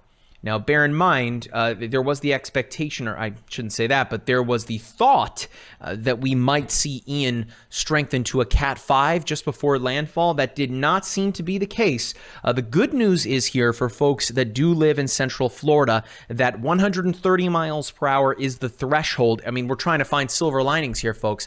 The good news is that is the threshold between Category 3 and 4. So it is anticipated here that very soon, or potentially even in the next update from the National Hurricane Center, which will come around 8 o'clock, that we will see officially Ian fall to still a major hurricane, mind you, Category 3, and continue to weaken from there. As we've told you all along, warm water, particularly in the Gulf of Mexico, warm water is hurricane food, hurricane fuel, if you will, either or. They both work. So it desperately wants to be over warm water. That is its life source. Notice as well, if I look at the southern and southeastern portion of the storm, you have those rain bands wrapping around the eye here. This is likely some heavy rain right on top of Naples, all the way up to Sanibel Island there. Again, we're going to bring you some video that we have out of Naples. I've shared a bunch to our Twitter feed that we will take a look at in just a moment, but the event is far from over for the communities along southwestern Florida, as Ian, again, has really slowed down. It was hustling this morning, made landfall about 3 hours or so ago as it works its way northward. Of course, MyRadar storm chaser Aaron Jayjack and meteorologist Matthew Capucci have been putting in the miles, the hard miles, out in the field. It's amazing. Aaron was out there streaming over cellular and has been doing so, since early this morning. So, we really were pretty pumped to have his signal, but it seems as if we have finally lost his cellular connectivity, and there's probably a reason for that, as I'll show you here, with a lot of power outages throughout that area. So it's very likely that those cell towers have lost the ability to broadcast it, as Aaron has as well. So Jack, let me know in the back there if we do get Aaron's feedback. That would be awesome if we can take it. If not, we continue to move. All right, so now here is the cone. The expectation, I'm actually getting a phone call from Matt Capucci here. If someone in the back here wants to, I guess, come take this call, come take this call so I can keep chatting here. That way we can continue to give the folks the latest here. I'm going to answer the phone. Capucci, if you hang on 1 second here, I'm actually live on the air. So I'm going to hand the phone off for just a moment so someone can chat with you here, and we'll come back to you. All right. I'm going to hand the phone over to Damien. Big shout out to Damien, the guys in the back. Those guys are the unsung heroes of the team. They have been working their butts off as well to bring you all of this amazing content. All right. So let's look at the track here. Once Ian continues to work its way northward, the path has now begun to shift a bit to the northeast. Good news for folks that live in Lakeland, that you're not likely to see, you know, a direct impact from Ian here. But remember, that cone is just representative over where the center of the storm is likely to go. And this is a very, very big hurricane, mind you. Coincidentally, making the same landfall location as Hurricane Charlie. Same intensity, Category 4, same wind speed, 151 miles per hour in terms of the central pressure. Pretty darn close, too. The key here is the sheer size. For any of you that were around for Charlie here in Central Florida, I mean, Charlie was, you know, minuscule, really, compared to Ian. Small but mighty was Charlie, but man, big and burly is Ian here. So now as we continue to look at the path here, the expectation is just to the south of Lake Wales, Dundee, Whitehaven, Haines City, Poinciana.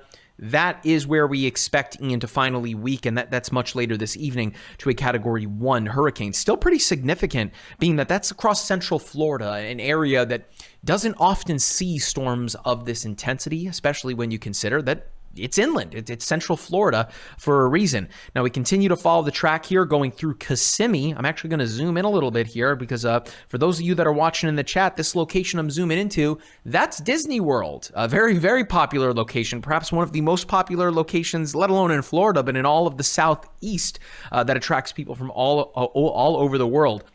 And boy, that's a big bummer for people that were saving up for a Disney vacation, because boy, they ain't giving those tickets away.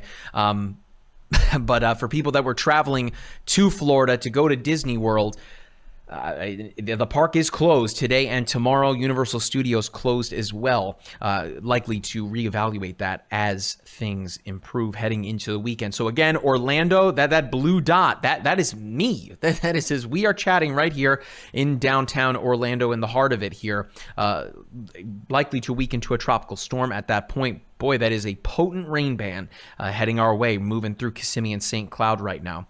All right, we continue on with the path here, maintaining tropical storm intensity all the way to week's end before exiting Florida along the eastern seaboard, right around Daytona Beach near New Smyrna Beach. Likely still bringing a lot of rainfall to Palm Coast, St. Augustine, and working its way northward into Jacksonville. Guys in the back, if you want to let me know what Capucci wanted there, I'll be here over Unity to hear it. All right. Back to the track here. Ian expected to continue to track its way northward and make a second landfall as we work our way into the upcoming weekend. Can you believe that September is almost over? I mean, it's wild here. But check this out. The path, maintaining tropical storm strength as it works its way into Columbia, South Carolina, a fairly dense metro area, Savannah, Georgia, and even Jacksonville as well. Continuing to head northward, but showing weakening at that point, but potentially arriving in Charlotte, North Carolina as a tropical storm. Once it continues to work its way northward, you guys can Slack me as well. I can see that too. The Ian, expected to weaken to a tropical depression by the time it works its way into the North Carolina, Tennessee, Eastern Kentucky, and Virginia area. I mean, there's a lot of densely populated cities that are going to be seeing a lot of rainfall. So very likely that you will be seeing flash flood warnings here, or even potentially aerial flood warnings as we work our way into the weekend. So don't get necessarily caught up in the classification of the storm, that being, you know, its hurricane classification, tropical storm or tropical depression. The key here is a lot of rain is likely on its way. All right, so let's zoom back in here on Florida, where we are currently looking at Ian. It wasn't too long ago that we actually saw within the eye where Aaron Jayjack was, and it was a bit of a cloudy eye. We were anticipating seeing, of course, that typical blue sky. Once you get into the center of the eye, as that's where you see the highest pressure within a hurricane, right? It's that sinking air that really clears out, the sinking air rather, that clears out the eye of the storm, so you get that bright blue, beautiful sky. But then, of course, you're greeted to the eye wall winds on the back end here. Okay, looking at the message from Capucci. Oh gosh, he has a flat tire. but he's working on getting back to the place in which he's going to be resting for the evening. Of course, he and Aaron Jayjack, both chasing Ian, both have done a phenomenal job at doing so. I'll show you a bunch of their video that we've shared to our social media channels in just a moment. I'm going to mention for the folks that are watching here in the chat, we are, of course, streaming across all of our social media platforms, including in the MyRadar app. So big shout out to everyone that's watching on YouTube, Facebook, Twitter, LinkedIn, even on Twitch as well. Big shout out to our Twitch viewers. And if you are watching on YouTube, we'd really appreciate it if you smash that like button, that thumbs up. It really helps us out a lot.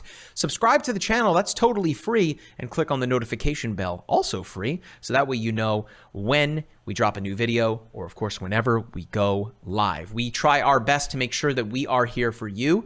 And of course, we also want to be here to answer your questions. There are several hundred of you in the chat here across all of our platforms. So let me know if you have any questions in the chat. I'm going to keep on keeping on here. All right, Jack, I'm going to jump over to our Twitter account for just a moment here. We're going to go back to this video from Aaron Jayjack. This is from about 2 hours ago as the eye of the storm passed over the extreme storm chaser. This is Storm Chaser Aaron Jayjack, and I am just to the east, southeast of Punta Gorda, Florida, in the eye of the storm, but it's still very windy here. Hasn't calmed down yet. Lots of street flooding on the side of the highway. Waiting for the calm eye to approach. Should come through right around here, but it does look like we're going to have a murky eye.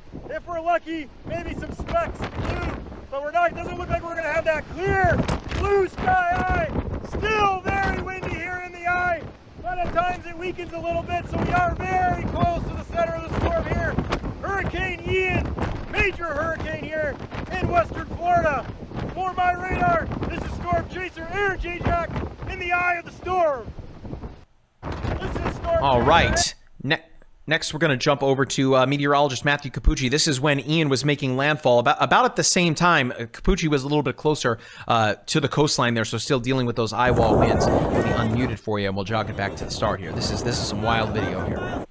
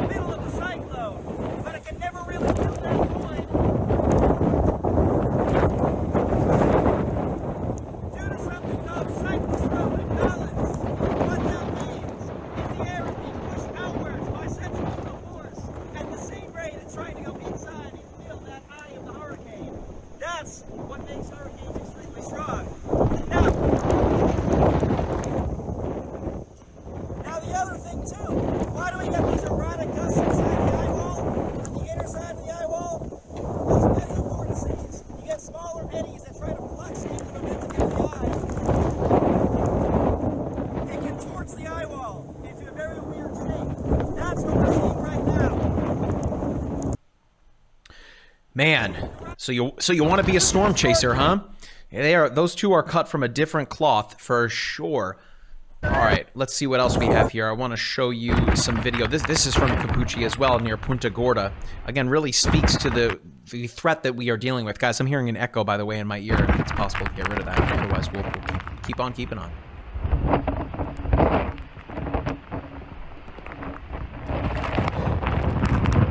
Bear in mind that, let alone this is going to be a significant rain event as we have seen. Of course, look at all that wind-driven rain too. Gosh, I mean, Capucci told us earlier that he was experiencing wind gusts, let alone the sustained winds, the gusts of wind between 80 and 100 miles per hour. So even for these rather sturdy palm trees that really put up with a lot here in Florida, the fact is that the ground has become so saturated. Imagine if you fill up a sponge, right, with water, and then you dump more water on top of the sponge. It simply can't hold on to it anymore. That's why you get ground flooding and keep in mind that these trees, their roots then begin to give way, and with strong winds and a saturated ground, it's very easy to have these trees topple over, which is quite likely as to why we've seen a lot of significant power outages here. How about this? We're just going to keep jumping around on our Twitter feed. Again, you can find all of these videos that we've shared on our Twitter feed, MyRadarWX. That is the eye of Ian as it made landfall. Can you see how on the outside of the eye, I mean, all of that lightning, which both Capucci and Aaron Jayjack and even tropical weather expert Dr. David Ruglicki, who we'd had earlier today, all were remarking how unusual it was to see all of this lightning, the mesovortices, which is still a rather a significant part of the eye there. It's hard to see here. You have to look very, very closely, but you can see additional spins within the macro event happening here, that being the eye of the storm. So these micro spins all around the eye of the storm that folks even like Dr. David are still learning more and more about every day. Of course, with satellite imagery, now we really can get a remarkable look at things. But you really see that stadium effect going on here when it comes to the sloping of the eye wall there. I also want to point out, watch the wind, or the clouds as they extend outward here on the satellite loop here. You can almost see gravity waves coming off of Ian. I mean, again, a really impressive satellite image here to share with you here. All right, so let's jump back to, we are going to go to this video here from Matthew Capucci before we get to a few more here. Looks like we've shared a whole bunch here. This is from Matthew Capucci in Punta Gorda. Let me put the sound on here. This is a mobile home park, and as you can see from the damage there, not all that great. Of course, mobile homes are one of the most unsafe places to be in the midst of a severe weather situation because they are mobile. Now, of course, these homes were put there, but they don't necessarily have a strong foundation, right? So when it comes to incredibly strong winds, it's certainly possible in the midst of a hurricane, a tornado, to see mobile homes become lofted. So not a good place to be. That is why you always should have a severe weather plan in place and know where that safe place is. I mean, we were discussing here in the MyRadar office where we would go because we are under a tornado watch until 1 o'clock in the morning here local time as those bands from Ian work their way northward. So we were discussing as to where our safe place would be here in the office. We've got it covered. I think it would be the women's restroom, being that has the most central location here in our office, as well as the most building around it, right? No windows either. Gonna keep looking here. This is Capucci as well as he gets some cell service here. There's a tipped over trailer and mobile home. Again, I really hope that nobody was in there at the time of it tipping over like that. How about this here? This is Aaron Jayjack. Heavy damage here at this gas station near North Fort Myers here. You always have to be concerned, obviously, about damage to gas stations, of course, when you consider the fact that the power line or something were to go down. You're talking about gas, right? An incredibly flammable liquid here, and that could, of course, have resulted in some really significant damage. Doesn't seem like that's the case here, and again, we hope that nobody was here at the time of that canopy being damaged. How about this video here? This is from Naples Fire Rescue Station number 1. This actually comes to us from the mayor of Naples, who we will hear from here in just a bit. We're working on throwing that interview together. We're again, incredibly grateful that the mayor and the fire chief took time out of their very, very busy day to chat with us here. So that is coming up here in just a few minutes. But you can see there that there's really no street to be seen. A lot of storm surge has impacted the city of Naples. We're hearing reports of people's homes being flooded, obviously, as well as damage to property, that being cars, boats. Of course, this is a coastal community here in Florida, so a lot of folks do have boats, and let's hope that those boats didn't float away. The good news is they're designed to do so, but not fun if you are the owner of said boat. So we will hear soon from the mayor herself, Teresa Heitman. That is coming up here in just a few minutes. The guys in the back are working on putting that interview together. Let's jump back to the MyRadar app here. I'm going to show you a couple more things. We're going to head into the app, turn off the hurricane tracker for just a moment, turn off the per station radar, and we're going to turn on the power outages layer, because this is a map that has really begun to evolve rather quickly. Now, this is new as I'm talking to you here. Orange County, which is where Orlando is located, we're seeing a small number of customers without power. Remember, customers doesn't necessarily mean the exact number of people. That takes into account a home, right, or a workplace or what have you. So one location is one customer, if you will. So 8,000 customers certainly doesn't necessarily tell you the true number of how many people are impacted, but it certainly is something that it is rather significant. All told, throughout the entire state of Florida, and look, I mean, Florida is a rather large state. There's a lot of people without power, all the way from Key West, all the way northward to just south of Duval County. Right now, the number is roughly 1.4 million people, coming up on 1.5 million customers, I should say. 1.5 million customers without power. Of course, the hardest hit area is right here in red. I mean, if I were to throw the radar back on here, I mean, go figure that this is where Ian made its way northward. Something else to keep in mind, that while Ian didn't necessarily make landfall in Naples or Marco Island, or, you know, again, as far south here as the Marco Island Executive Airport here in Collier County, but when you have, of course, the way that a tropical cyclone, at least in the northern hemisphere, rotates, right, counterclockwise. I mean, you're seeing that even right now, where you're seeing, again, due to that rotation, a lot of that wind-driven rain, the storm surge, just slamming into this part of the state constantly. It's been this way since very, very early this morning, and there's only so much that these infrastructures can take. Of course, a lot of these communities have learned their lesson over the course of history and have put a lot of power lines and things like that underground. But of course, with everything that Ian has brought with it, again, there's only so much the infrastructure can take. So again, zooming out here, I'm going to turn off the per station radar. We'll take a look at the hardest impacted counties here in Collier County. Nearly 70% of customers are without power. That's almost 180,000 of them. For Lee County, that includes the city of Fort Myers, almost 403,000 customers impacted. Look at the total number there. Nearly 85, almost 86% of the total customers throughout the county. So, I mean, that is rather significant, folks. Bear in mind, that's not where the impact or where the landfall occurred. Charlotte County, even higher than that. I mean, these numbers are really wild to see. Almost 97% of the county is without power.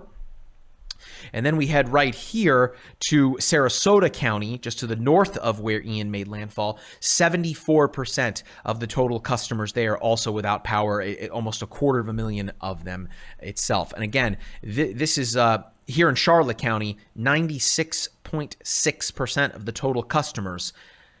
That's a lot of folks. I mean, again, remember, that doesn't necessarily tell you the true number of people that are dealing without power right now, but it's still a very big number. I mean, that number is, when you're talking sheer number of people, likely a lot higher than that. I'm going to turn on the wind layer here. This is a really neat visualization that we'll be able to see. Again, you get a real true idea as to those winds rushing on shore here. This is a totally free feature in the MyRadar app, and it's certainly a visual one, right? Let me turn off the power outages layer for a minute. But again, you really see the areas hardest affected as those winds rush on shore. Imagine a lot of that water, right, with the storm surge rushing on shore. So let me get rid of that and zoom out a little bit here. I mean, it's almost hypnotizing, right? Let me zoom on out even more. It's really wild when I zoom out to the entire continental United States, and you can see the strongest winds at the surface. Well, you don't really have to look very hard to see them. I can zoom back on into Florida here. And we're going to head back to the winds layer for a moment. Got the winds all the way turned up there. We're going to jump to the jet stream layer. Remember, the jet stream is the air upstairs, 500 millibars. That is way high up. The hurricane is happening, for the most part, down here at the surface. But look at how they're running in tandem, right? Imagine puppets down at the surface. The marionette, the puppet master, is what's way above the surface, kind of controlling things down at the surface. And the fact that these are in conjunction with each other, again, that is just going to show you it's almost as if the jet stream is just supercharging and really steering in as it works its way northward through the state of Florida. Yep, got that all the way turned up. And boy, I mean, just look again. This is right where, I'll turn it on for you. We go to the power outage layer. Go figure. These are the areas dealing without power, because with all of that rain, with all of that storm surge, and then tack on the incredibly heavy winds, it's very easy for power lines to come down, for some of those maybe younger trees to come down. Very, very easy for that to occur. So again, Charlotte County there, that's Lee. Let me tap on it right here. Charlotte County, one of the hardest hit counties when it comes to power outages. Nearly 100% of customers without power here in Southwest Florida. Let me zoom out a little bit for you here, and we'll turn off power outages. I'm going to leave the wind layer on for just a moment so you guys can really check out how wild that is. Again, it's hypnotizing. You could stare at it. I'm going to look at the chat here because I feel as though I have not looked over at the chat in a minute. What's up, everybody? Might I add, if you are just joining us, we are providing live coverage for all things Hurricane Ian, still a Category 4 hurricane at this point in time, unless something has changed on us here. Again, we're still waiting for the update from the National Hurricane Center. We'll tap on it, get the latest info for you. Wind speeds, last I checked, we're at 130 miles per hour, which is right there on the threshold. Yep, still 130 miles per hour, moving at 8 miles per hour. You know, you may think, hey, that's kind of slow. Well, not for something as big as Ian is, right? Let me jump back here. I'll just leave that on for right now. And I will take a look here at the questions. Any of you that have any questions for me, I will try my best to answer them. If you have any questions about the MyRadar app or about what's to come where you live, just let me know in the chat, and I will try my best to answer all of your questions. Again, thank you so much. If you've been watching our coverage, we've been live since, pretty early this morning. We're just going to stay with you here as the threat continues.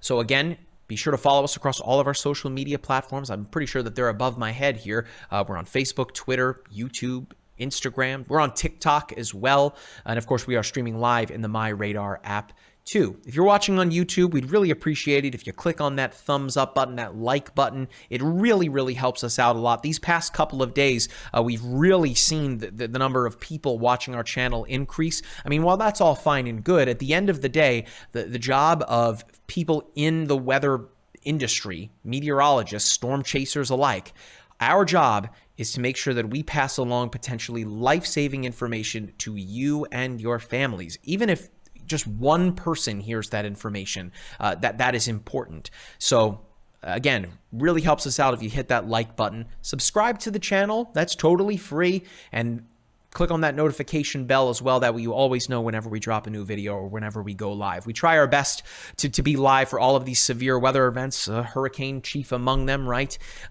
Hurricane or tornado season, I should say, and even into some of the nastier winter storms, which I saw earlier on Twitter this morning. We got a lot going on, folks, but I saw on Twitter earlier this morning that there were some first frosts being reported well north of Florida. But we have been all things hurricane and all things tropical weather here over the past several days. So fall is upon us, folks. I won't tell you what that next season is. Folks don't want me to say the W word in the chat here, but you know it's coming. Okay, so again, I will take some time to answer some of your questions here. Just let me know where you're watching from, and I will try my best to cater to you. That is my job, of course. All right, again, guys in the back, let me know when we have that interview ready with the mayor of Naples and the fire chief there. It was a pretty wild interview. Last we were able to speak with the mayor. They were leaving City Hall in Naples. The building, of course, has a lot of windows, a gorgeous building, City Hall, but you don't want to be in that building when there's a lot of windows down at the ground level. So they have since gone to a sturdier building, that being the fire rescue station there, but water beginning to rush into the lower levels of the building, and so they had to go to the higher levels there. big shout out to the city officials in Naples. And again, thank you for speaking with us. We're really pumped to share that with our viewers. All right, folks, let me look at the chat here. Again, big shout out to everybody watching in the chat. I imagine, how many of you have been watching us all day today? Because, you know, we've been marathoning our way through this coverage, but I'm curious if any of you have been following along at home as well. Okay, Beth on YouTube is asking, where is Ian headed?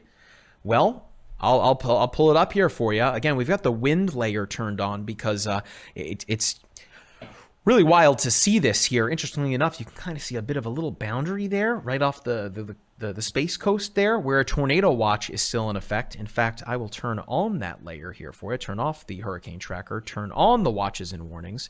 Just for a moment, we'll have to turn off the wind layer. Gosh, I mean, I made this reference earlier. The entire state of Florida looks like a paint by number right now. If you remember those from when you were a child, the maps that had the little numbers on them, you fill in the corresponding paint color. Well, there's a lot of the same number right now on the state of Florida, that being that bright pink color there. That is a hurricane warning that will remain in effect. Remember, we still have a Cat 4 hurricane pretty much sitting right over top of the western Florida. Okay, so they're telling me in the back that interview with is it just the fire chief, or we have it with both the mayor and the fire chief?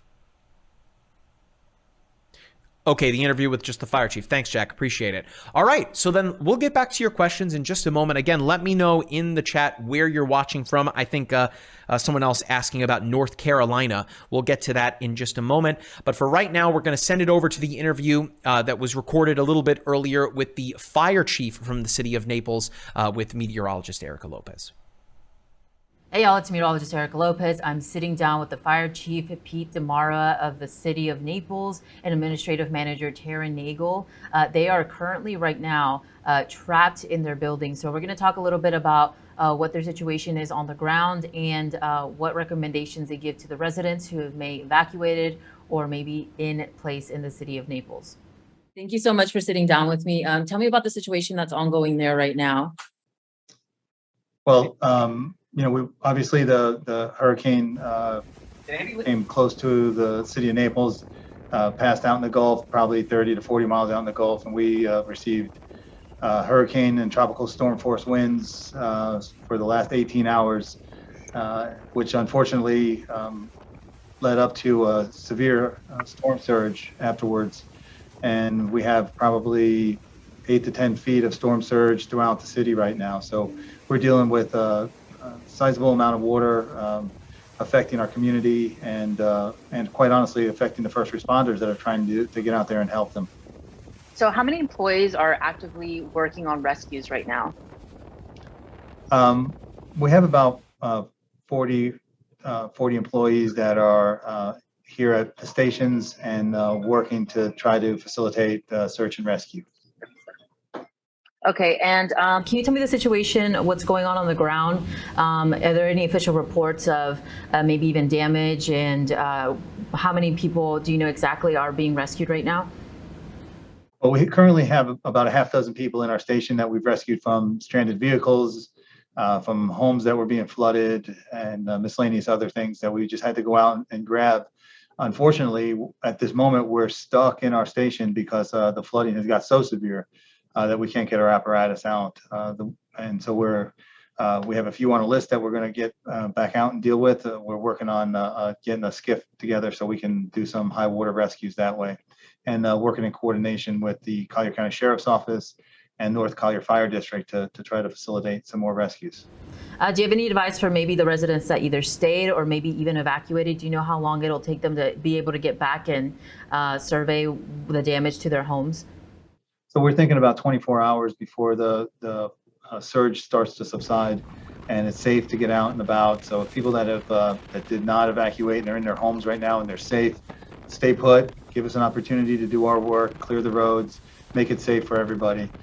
People that have evacuated, give us some time to make it right before you come back. If you're in a safe place, that you have all the needs that you want to survive with, then go ahead and stay where you're at for 48 to 72 hours. Battalion 20. And do you have any final words for anybody who may be watching right now? Quad 2. I would just say, hang in there. If you need our help, we'll be responding as soon as possible.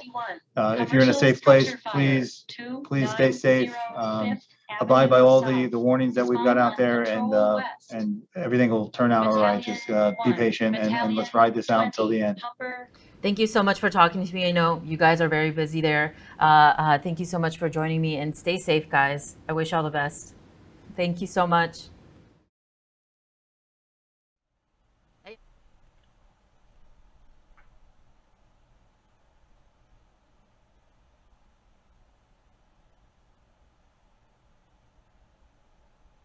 I think so. I'm back on the air here live, Capucci. I'm actually on the phone, folks, with meteorologist Matthew Capucci. We told you earlier that he had a flat tire. It turns out he has 2 flat tires. So he is working through dealing with that right now and trying to link up with Aaron Jayjack. Capucci, is it all right if I give you a call back in just a bit? Okay. All right. I'll call you right back. All right. There you go. How about that? A little behind the scenes here in the midst of the broadcast. All right. Can you guys hear me in the back on Unity? I'm back on. I just want to make sure. Okay. Well, I hear you, Jack. All right. We're good. All right. So that was, again, big shout out to the fire chief there in Naples that took time out of their very, very busy day to chat with us here. Here's what we're going to do. We've got the interview with the mayor of Naples coming up in just a moment, Teresa Heitman, who's been incredibly gracious with her time to chat with us in the midst of a citywide disaster, quite frankly, with most of the city underwater at this present moment in time. So we'll bring that to you in just a moment. Okay, you guys can hear me in the chat. That's great. Again, I will be right back here. I am going to just give meteorologist Matthew Capucci a quick phone call. Again, he's dealing with 2 flat tires. Big shout out to Capucci and to Aaron Jayjack for putting in the hard miles today with chasing down a monster. Right? I mean, a Category 4 was at one point looking like it could have potentially been a Category 5 hurricane, but is at this moment in time still a Category 4 hurricane. So here's what we're going to do. We are going to leave up the app here. I'll leave the velocity scan up so you folks can take a look at it here. This is part of the Pro Radar pack in the app. Yeah, Jack, just leave up the app and bring up the tower camera here in Orlando. If you can put those side by side, I'll hang on until you have both of them. But I will be right back, folks. Just give me a few minutes. I just want to sort this out with Capucci. He's had, let alone 1 flat tire. He now has 2 of them. So we are trying our best to make sure that he is able to get to where he needs to go to safely, link up with Aaron Jayjack, because they still have a lot of work to do as well to make sure that you guys out there can see and know everything that is heading your way. So I will be right back. We will come right back at you live here from the MyRadar studio in Orlando. Be right back, guys.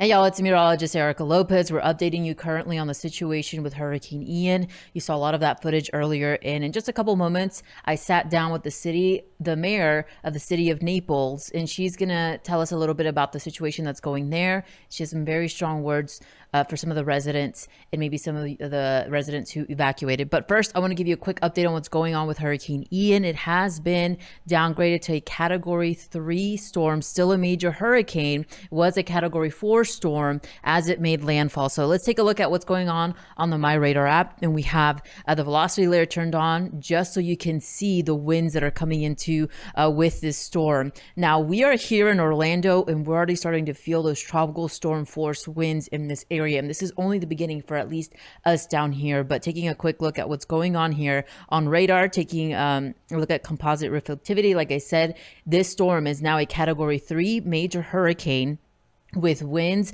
of up to 125 miles per hour. That's sustained winds, and that's the latest update from the National Hurricane Center. And it's still over areas of the southeast or southwestern coast of Florida, just to the east there of Port Charlotte, still bringing in a lot of that rainfall, a lot of that wind, and pretty much the beginning of a very long night for a lot of people in portions of Tampa and even coming into portions of Orlando. So that's a quick update on what's going on with Ian. Now let's zoom out here, because not only are the effects of Ian going to affect the Florida Peninsula, take a look at its track. This is the latest update from the National Hurricane Center in terms of that track. It is forecast to remain a tropical storm as it goes over water, and it may potentially make a second landfall, so maybe over areas of Georgia and even coming into portions of the inland location. So Georgia, South Carolina, and areas of Tennessee and the Carolinas, North Carolina, you're going to feel the brunt of Hurricane Ian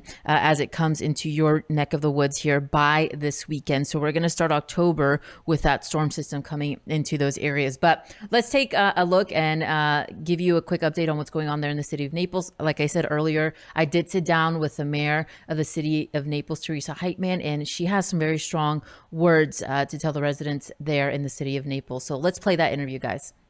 Hey y'all, it's meteorologist Erica Lopez, and I'm talking to the city of Naples mayor, Teresa Heitman, and from the images coming out of her view, they are pretty much surrounded by water. Tell me a little bit, what's the situation going on there in the city of Naples? Well, we have increased winds and surge, waiting for high tide and the surge to recede, and then we thought that would happen at about 3.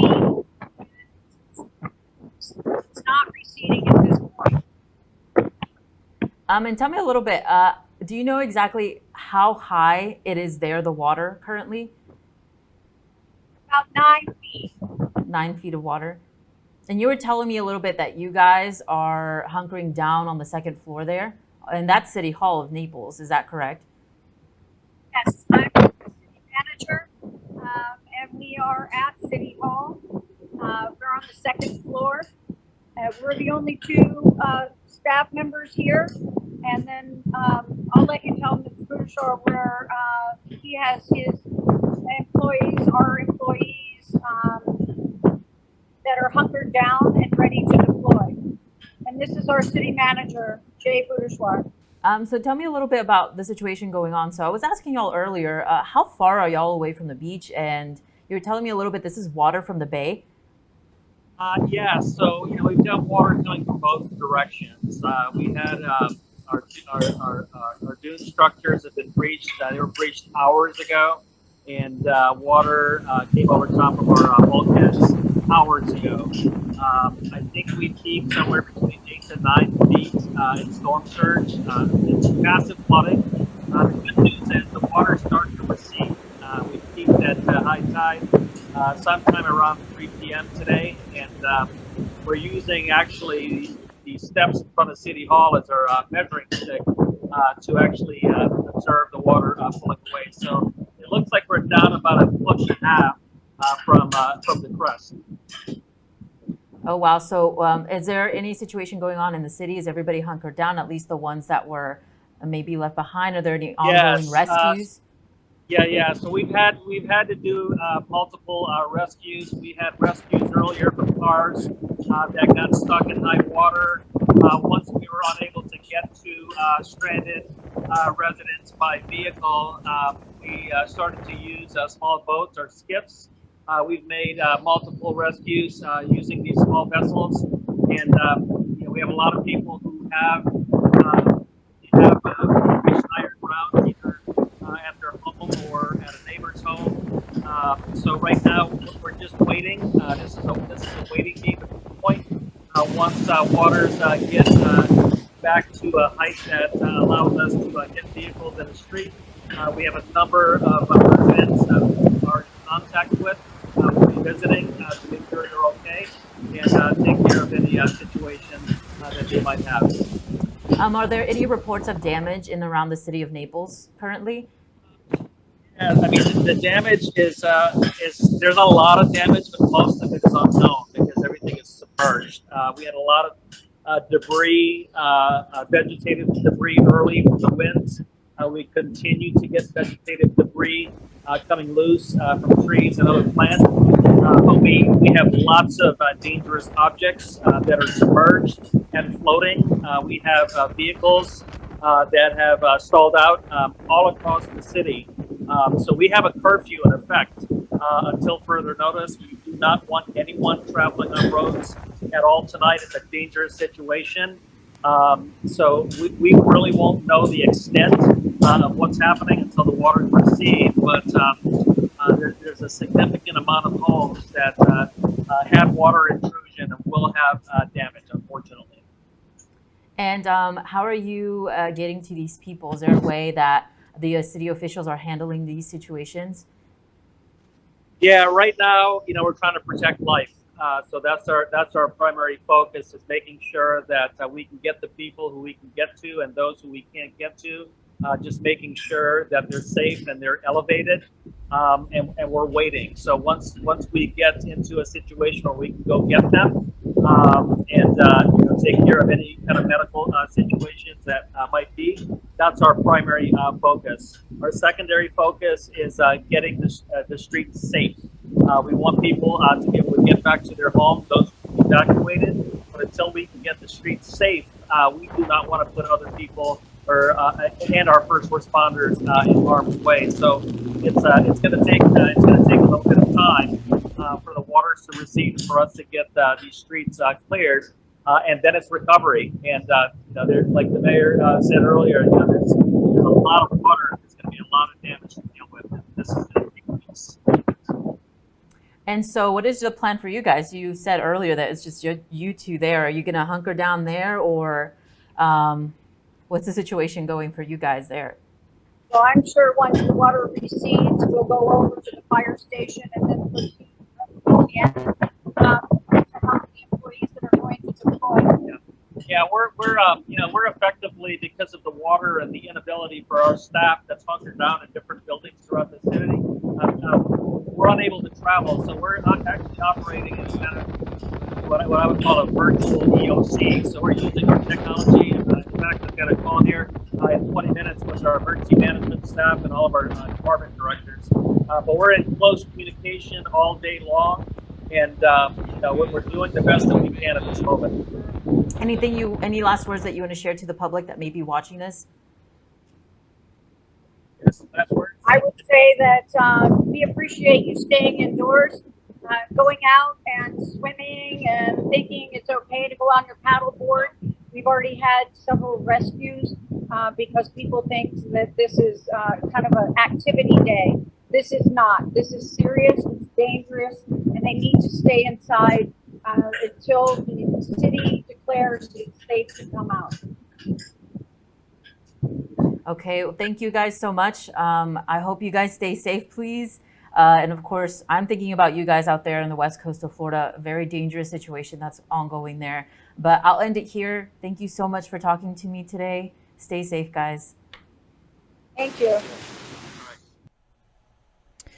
Yeah, that was the City of Naples Mayor Teresa Heitman. And when I was talking to her, getting ready for the interview, we actually saw one of those big garbage cans, the ones where you put the industrial ones that are pretty heavy. It was being picked up by water, and eventually it reached kind of the area where you were seeing there, kind of the siding of the city hall, but a lot of water was up in that area. And if you missed it, she said about 9 feet of water was up in that region. So that was in the city hall. That was a fire station number 1 that was connected to that area. So definitely some crazy scenes coming out of the Naples area. Of course, we are thinking about all you guys affected by this storm, by Hurricane Ian this evening, and a lot of power outages coming in. So let's give you a quick update on that, because I know those numbers keep going up here as we go throughout the rest of the evening. So you can see a lot of those red colors on the MyRadar app. If we can take that, guys, so we can show the power outages across the state of Florida. So last time I checked, there was about 1.3 million customers without power,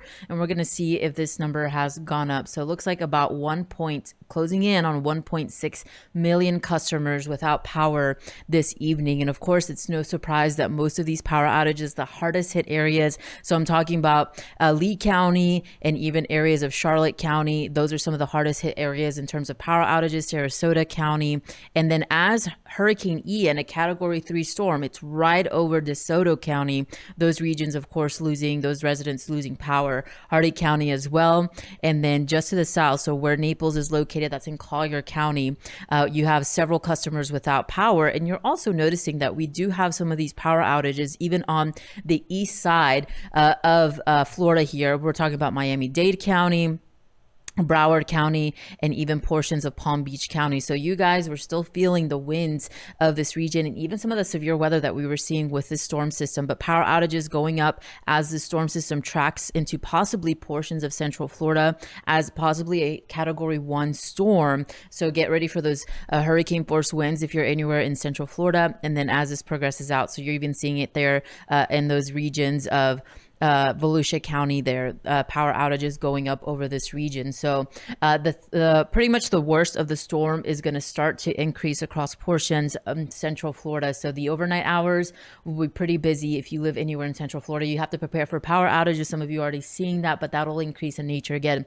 About 1.6 million customers without power. So that's just the customers, that's just the homes. There are way more people in this zone that are without power this evening. So definitely thinking about those residents as we speak. But if you're just joining us, make sure you could leave us your question in the chat. We'll try to get to it, but I want to give you the latest stats on Hurricane Ian. Now, this was a Category 4 storm, but the National Hurricane Center, they're updating this storm every hour now, updating that this storm has actually decreased in terms of wind speed with 125 miles per hour, making it a Category 3 hurricane. It's still pretty strong as it's coming inland.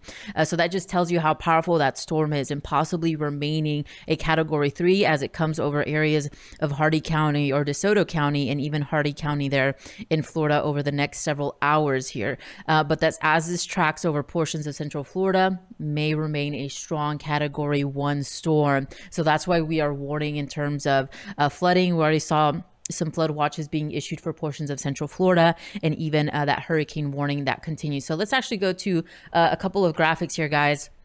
I want to show the current wind gusts that we were seeing across the state. I went ahead and added portions of Central Florida extending into Daytona Beach and even portions of Ocala there. So if we can take WSI, guys, and put up that wind map, that way we can give you the latest updates on what's going on with the winds. So as you can see there, about 40-mile-per-hour wind gusts in Orlando, Florida. So those are tropical storm force winds increasing, maybe gusts of tropical storm force winds, but that will start to increase. Daytona Beach, you're already seeing 40-mile-per-hour wind gusts, 39-mile-per-hour wind gusts in Ocala. But as you can see, strong winds continue. For example, in Venice, where you saw wind gusts of up to 119 miles per hour, Inglewood 118, Fort Myers 112 miles per hour, with that increase in storm surge over this region. So we are still expecting a lot of rainfall with this particular storm system. And as you can see, most of the heavy rainfall, if you live anywhere in Marco Island South, most of your heavy rainfall event is pretty much over, and even for portions of Miami. But if you take a look at what's going on in portions of Sarasota County and even parts of Venice, Florida, Tampa, you're still going to be in the brunt of the storm system. But really those bright yellows indicating that this is where the highest amount of rainfall will fall over the short amount of time. And as you can see, panning over to portions of Daytona Beach and also including areas of Jacksonville, you're going to start to feel the strong part of this Hurricane Ian as it pushes into parts of North Florida here. And then across areas of Georgia and the Carolinas, you're also susceptible to a lot of this rainfall. Ian will actually go over water once again, and as it comes back around, may actually make landfall once again in parts of Georgia as a tropical storm. So this is what we're watching, and it's no surprise we're seeing those yellows and even reds and orange colors popping up. So that means a lot of heavy rainfall over those regions. And this is heading into the weekend. So we're not going to be done with Ian just yet. As it passes over Florida and makes that landfall in portions of Georgia, it may bring those wind damage effects and even portions and even flooding risks over this region. So I want to reiterate for those of you maybe that don't live in Florida but are worried about the storm heading into the weekend, we're talking about you guys in South Carolina, Georgia, even North Carolina, and possibly even extending into portions of the mid-Atlantic. They'll get a lot of that moisture from Hurricane Ian coming into your region. So let's actually look a little bit on tropical satellite as the storm system is pushing inward there. You can see, of course, weakening as it comes inland and as the sun is setting as well, losing that data. But as you can see, the very strong eye of Hurricane Ian, and then as it moved inland, you can see still a little bit of those convective bursts coming into those regions there as it progresses inland in portions of Florida. But also we need to talk about the severe weather risk. So today we did have a level 3 out of 5 severe weather risk. So that's an enhanced risk of severe weather. We did see several tornado warnings earlier in the day, and we're still continuing to monitor the severe weather risk for this region throughout the rest of the afternoon. Of course, as the storm system closes, or Hurricane Ian closes in on portions of Central Florida and even portions of North Florida. Now, tomorrow, we do have another risk of severe weather and even a level 2 out of 5 for areas of Port Orange. So we're talking about you guys in St. Johns County and even portions of those coastal areas in the Central Florida region. So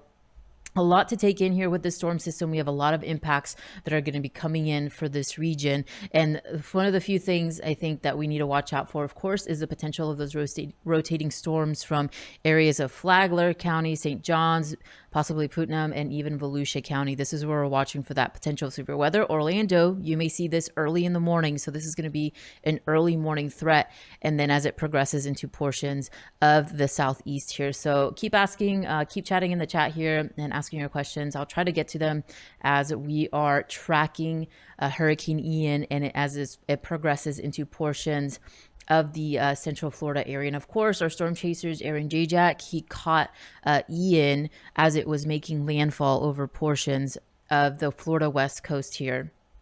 So a lot to take in, of course, seeing the devastation all across social media with a lot of water, homes pretty much inundated by the water around Fort Myers and even the city of Naples. From that interview, we were talking about some regions, you know, people not being able to escape their homes because everybody's trapped, and even local emergency officials are pretty much trapped where they are. So they're going to have to wait for the water to receding. They were saying that the water was starting to recede in that area, but it's going to take at least an entire day for that to happen. So definitely thinking about those citizens that live over those regions. So let's actually take a look at the MyRadar app and give you another update while I read these questions here. Let's see.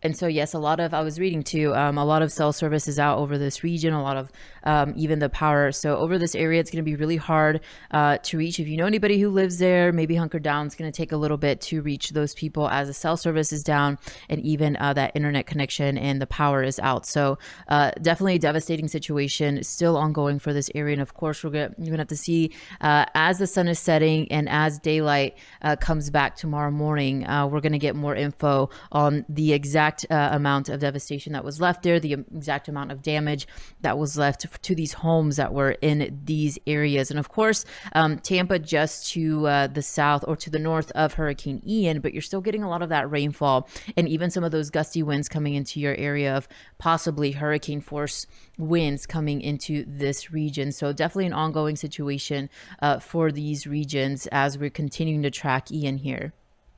So catching up to your questions, I know a lot of people asking about the situation ongoing in Tampa. And So minimum wind. So I would imagine the winds, as this becomes a little bit more inland and maybe coming close to Orlando, I think that's when the winds will start to pick up over areas of Tampa. So definitely you're still not out of the brunt of this Hurricane Ian that's coming into portions of Central Florida here.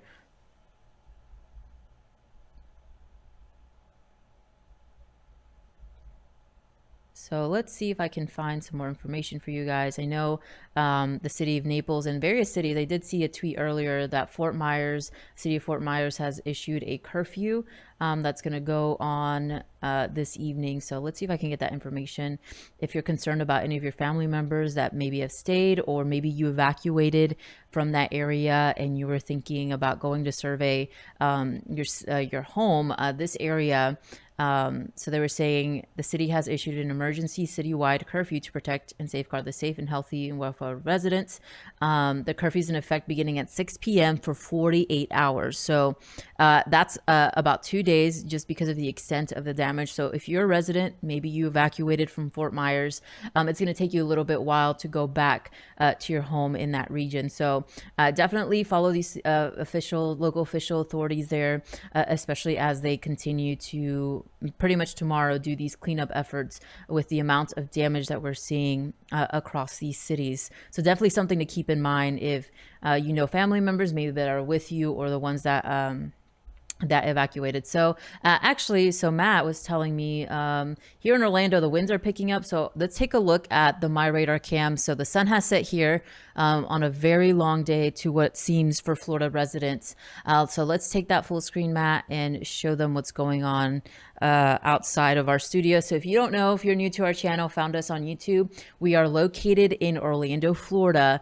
So we are going to feel the impacts as well of Hurricane Ian as it comes over the city of Orlando. And so if we take a look at our camera there, and again, this is on top of our building, this is on top of our roof, and we can also put the radar there so you can get a perspective of exactly where the storm system is in relation to Orlando.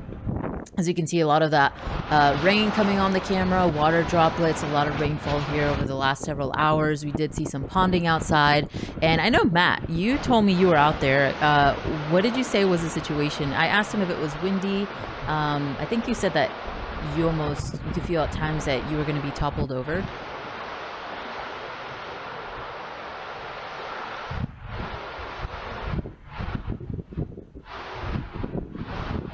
Yeah, so Matt was saying that not too crazy winds yet, but definitely felt a little bit more dangerous than what you would typically see in a thunderstorm. So Matt Highland back there helping us navigate and controlling the stream from the back there. But yeah, definitely seeing daylight here diminish over the city of Orlando. And again, we're going to see the gust increasing over this area. Earlier, actually, in the afternoon, we were seeing a couple wind gusts over the city of Orlando. And we actually have a train that passes right behind us. And you can see a little bit of the shaking of the palm tree right next to it and of the train lights there. So definitely a bunch of gusty winds coming into portions of Orlando this evening. And of course, this will increase in nature. We may get those hurricane force winds. And so when I talk about a hurricane force winds, you need 74-mile-per-hour winds for it to be classified a hurricane. So anything above 74-mile-per-hour winds, especially with Hurricane Ian, is a hurricane. So those are the type of wind gusts that we are talking about, maybe even possibly at times sustained winds. So you guys get ready for power outages. And we're already seeing a lot of Florida residents without power this evening. So definitely the time, if you're in areas of Central Florida, definitely be thinking what you would do when you would lose power this evening. So let's actually take a look. Let's see. I'll get to your questions here in a bit. Let's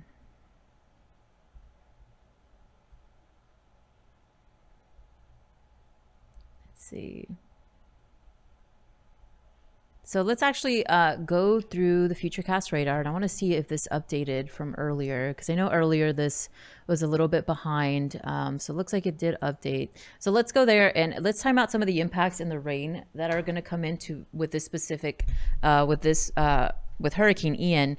And so this is looking forward in time. So this is about 2 hours ahead of time. So you can see the eye of the storm already inland, but a lot of that rainfall still coming into portions of Tampa and even Orlando. And as that center of the storm rides up central Florida here, Tampa, you will start to see bettering conditions in the overnight hours. But again, if you live anywhere in central Florida and even portions of Florida's east coast, north of Volusia County there, this is when the worst of the storm will arrive over your area, the worst of the hurricane. And as you can see, just a lot of rainfall. So those bright red, pinks, and even purple colors that you're seeing on your screen, that's all the heavy rainfall. And you can see how it's prolonged over a long period of time here. So this is what we're concerned in terms of flooding risks over this area. And then as this pushes into portions of North Florida, so we're talking about Jacksonville and portions of St. Johns County, you guys are also under the threat of storm surge heading over the next several hours.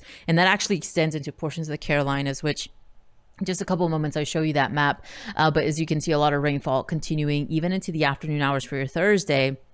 And then eventually, as we push this into Georgia, parts of South Carolina and North Carolina, a lot of that rainfall coming into you guys as we go into your Friday morning and even into the afternoon. As you can see, so this futurecast model actually indicates that it may go make a second landfall, possibly between South Carolina and North Carolina. And that's where we're concerned as well with the threat of severe weather over this region. So the severe weather threat, not necessarily over for portions of the southeast, but as you can see, the Carolinas, be on alert as you get into the weekend. It's going to be a pretty soggy one because of what will be, as this time comes into play, a tropical storm Ian. But right now, still tracking it as a Category 3 hurricane, and a very strong one at that. So you guys just be prepared.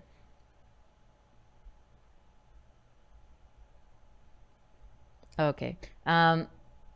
So let's take a look at, I want to see those storm surge impacts here. And so we already saw this over portions of South Florida, but as you can see, some high storm surge, so greater than 3 feet, is also possible across the Carolinas and even North Florida here. So if you live in this region, live by a coastal area, definitely get to safe ground there, because we're also going to see some significant storm surge over this area. And I don't want to downplay the threats over this region, because it's still going to be a pretty strong storm. You saw the type of extent of damage it caused to portions of Southwest Florida. And not only that, but it also made landfall in Cuba just a couple of days ago. And this is where it did leave almost the entire country of Cuba without power, and that was just a couple of days ago. So that was before it even made landfall in portions of Florida. So this Ian pretty much moving across portions of Cuba, the Caribbean, and even portions of Florida as we speak.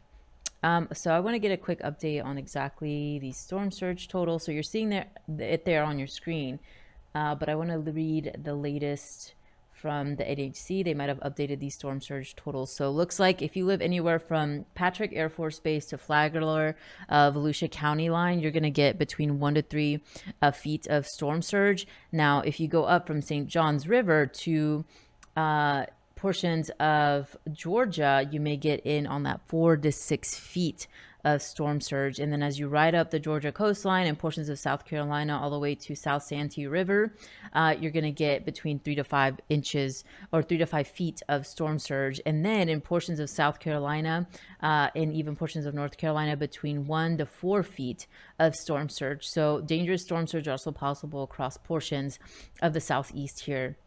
And that's really what we're going to be tracking. We're going to be tracking the storm throughout the rest of this evening and even throughout the rest of the weekend. The MyRadar team is here with you. And of course, our team of storm chasers that are out there captured all of those crazy images from earlier of what it did to portions of South Florida. So if you have any questions, feel free to ask them in the chat. I'm seeing a lot of you here from Florida, maybe portions of the Southeast. And, you know, we've been on here for several hours, you know, tracking the storm as it made landfall in portions of Florida. We were talking about storm surge earlier, too. And And some of that storm surge, I haven't really looked at the official reports, but some of the storm surge across Fort Myers was pretty high over that area. And even in Naples, I was seeing up to 7 feet of storm surge the last time I checked in on those storm surge numbers. But of course, the water is going to start to recede slowly as we progress in time. So it's just going to take a little bit more time for those regions to see less water in that area. And of course, for all those damage and even search and rescue efforts from our local officials going into that region.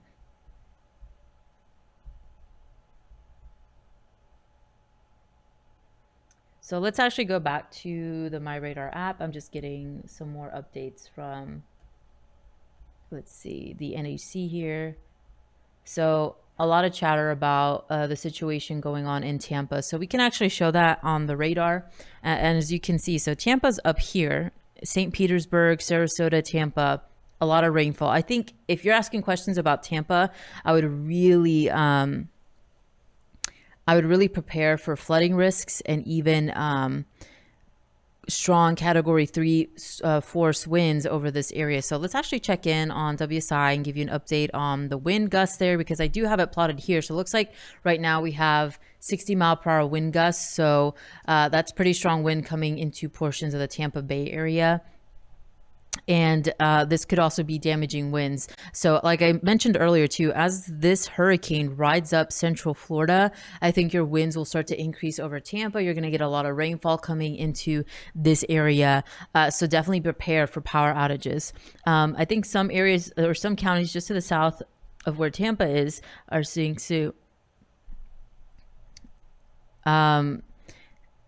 as we progress into portions, or I should say Tampa. So if you're watching us in Tampa, you're seeing 60-mile-per-hour wind gusts. And then in terms of the power outages there, 31,000 customers are without power there in Hillsborough County. So that's the county Tampa lies in.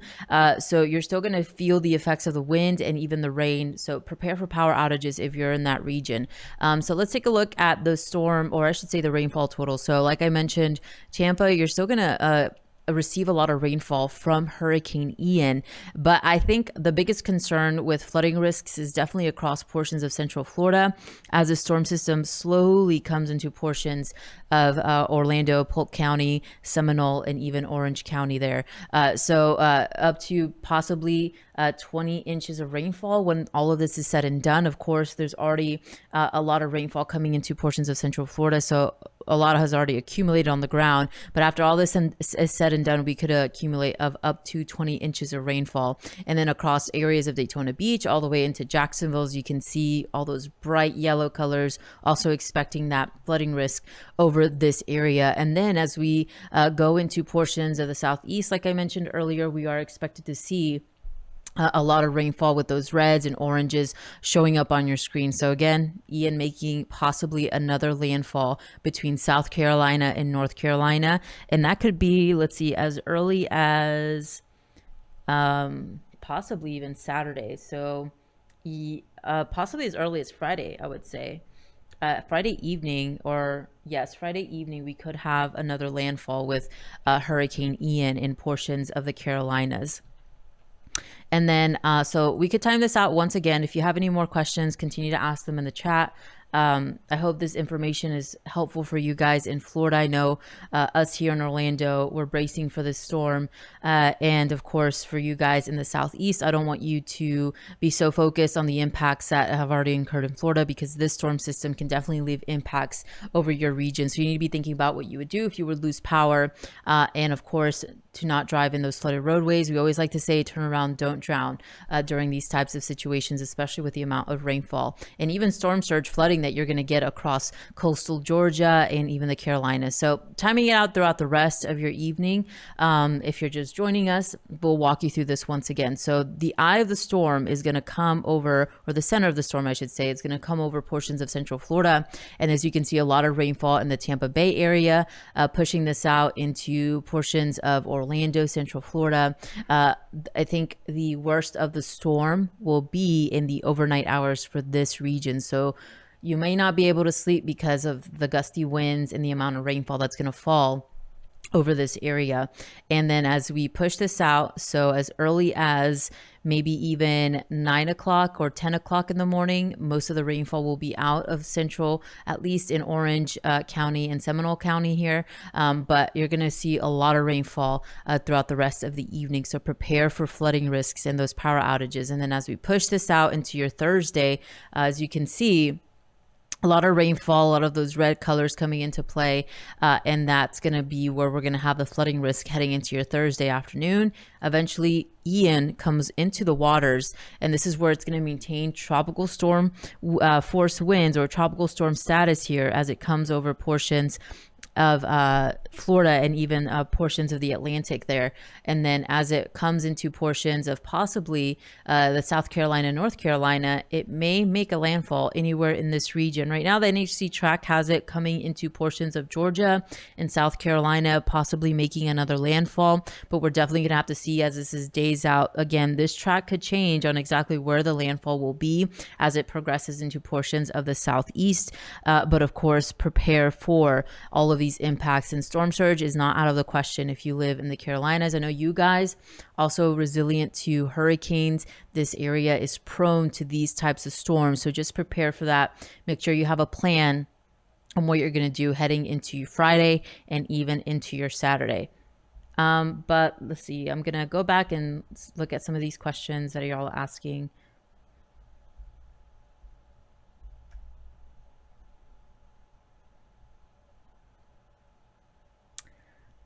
So I'll have to get an update on what Matt and Aaron are doing. I'm not really sure. I just know the last update was, yes, Matt had flat tires, of course. We are going to try to get them to safety as soon as possible as the storm system is continuing to come out of at least the Florida West Coast. So things I think might be improving over that area as Ian is a little bit more inland now. So we'll definitely give you an update on what's going on with them as soon as I know what's going on with Matt and Aaron there.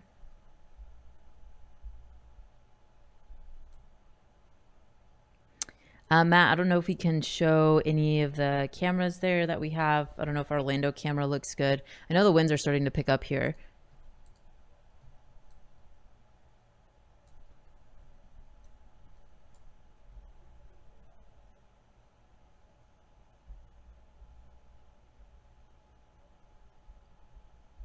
So here's a look at what we're looking at in terms of current winds. So I think this is a little bit slow to update, but as you can see, 40-mile-per-hour wind gusts, 44 in Kissimmee there in Florida. And then even in Okeechobee, you're seeing winds of up to 52 miles per hour. So it's still pretty gusty over these areas as we are here live. And you're still seeing some pretty strong winds in central Florida there. So Matt, I'm not sure if we can take a look at what's going on outside from the MyRadar studios, if we can pull up any of those tower cams.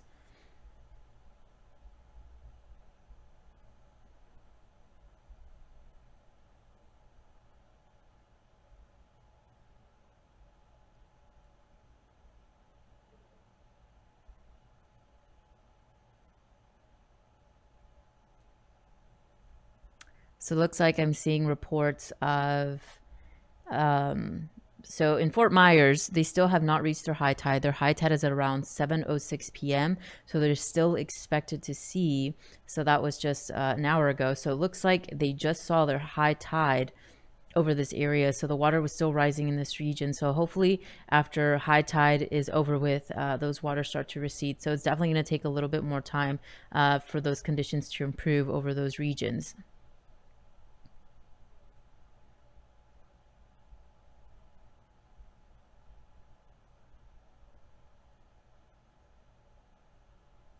Yeah, so we're still seeing a lot of footage. And can we take a look at what's going on with the MyRadar cam on the roof? Okay, so it looks like we still have a lot of water or a lot of rain falling there. I can't really tell if it's windy, I think, because the water droplets are covering it, but I would imagine it is. Earlier, maybe it's just not as gusty as it was earlier, but earlier the camera was shaking around, especially in the daylight, so we were definitely seeing tropical storm force conditions over this region. And of course, still anticipating this storm to come into portions of Orlando. Okay. All right, so we're going to leave you with the radar image up here. And I'll leave the power outages layer turned on. So if you see it switch colors in the middle of the stream, that means power outages are going down. But I'll leave the radar image side to side with our MyRadar cam to give you an update. We're going to take a short break, but we're going to come back and give you more coverage on what's going on with the storm. But we'll be right back and we'll keep you informed. Keep asking your questions in the chat as well, and we'll try to get to them as best as we can.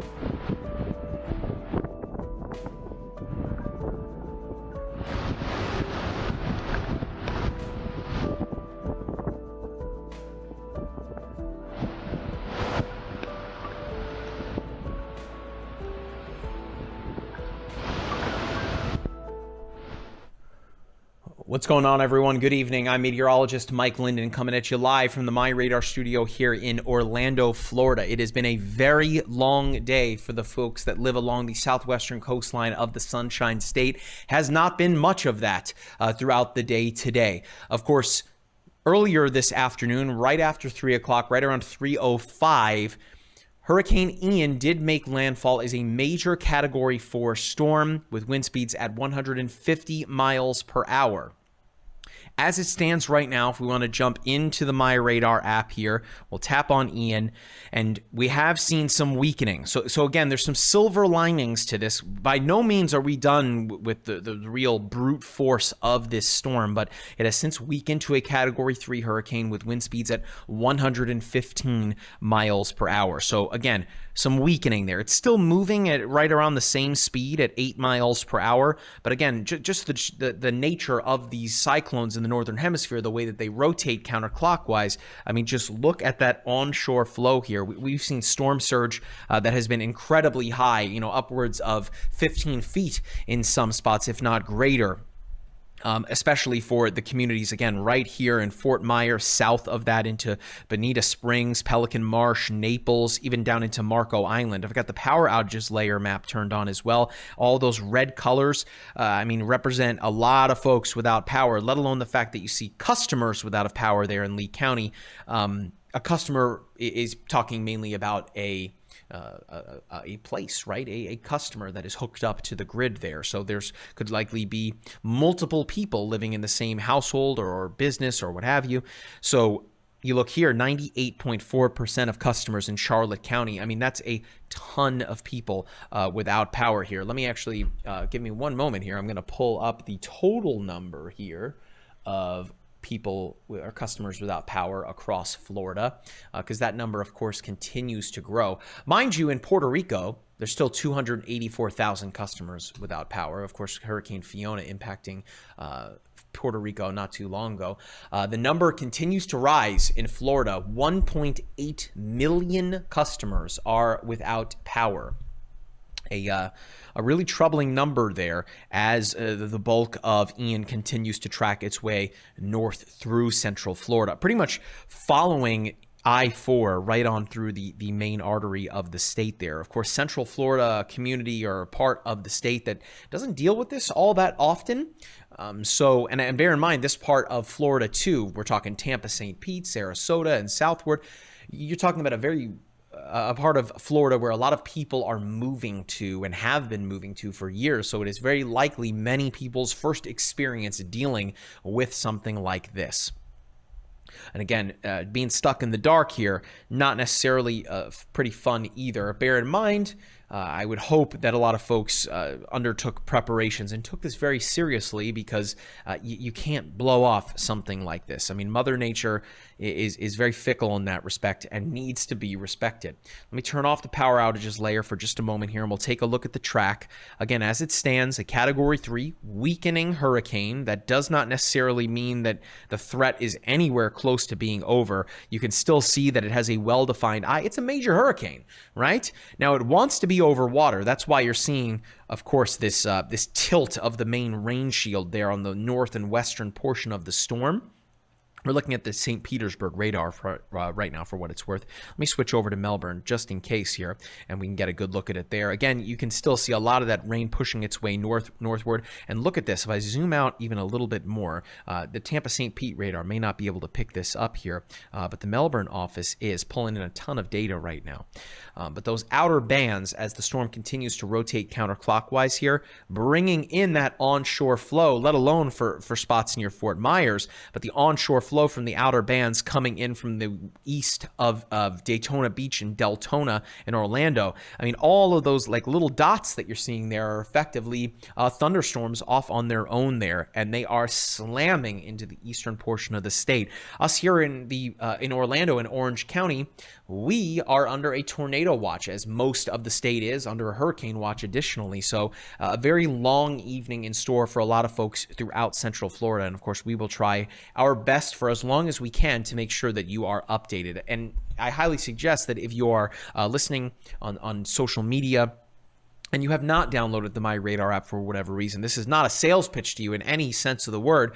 The app, if you are able to have cellular connectivity, can provide you life-saving information. Of course, we send watch and warnings alerts, which of course includes hurricane warnings, tornado warnings, all the things that you really need to know, particularly a tornado warning where we're talking minutes and seconds really count. So again, it's not necessarily a sales pitch there. Oh, we got Siri talking to me. Not a sales pitch, but it's certainly a good idea to make sure that you have some way of watching what is going on, because if you do lose power, those more traditional ways of receiving media not going to do you very much, right? Even if you were to lose internet. So cellular connectivity could be your last line of defense there in terms of knowing what is going on around you. So I highly suggest, I got it right here, in fact, charging up one of these if you haven't already and you still have power. This is a mobile power bank. You know, you can plug USB devices into it. That'll give you a couple of cycles worth of juice if you were to lose power, which let alone to use the app,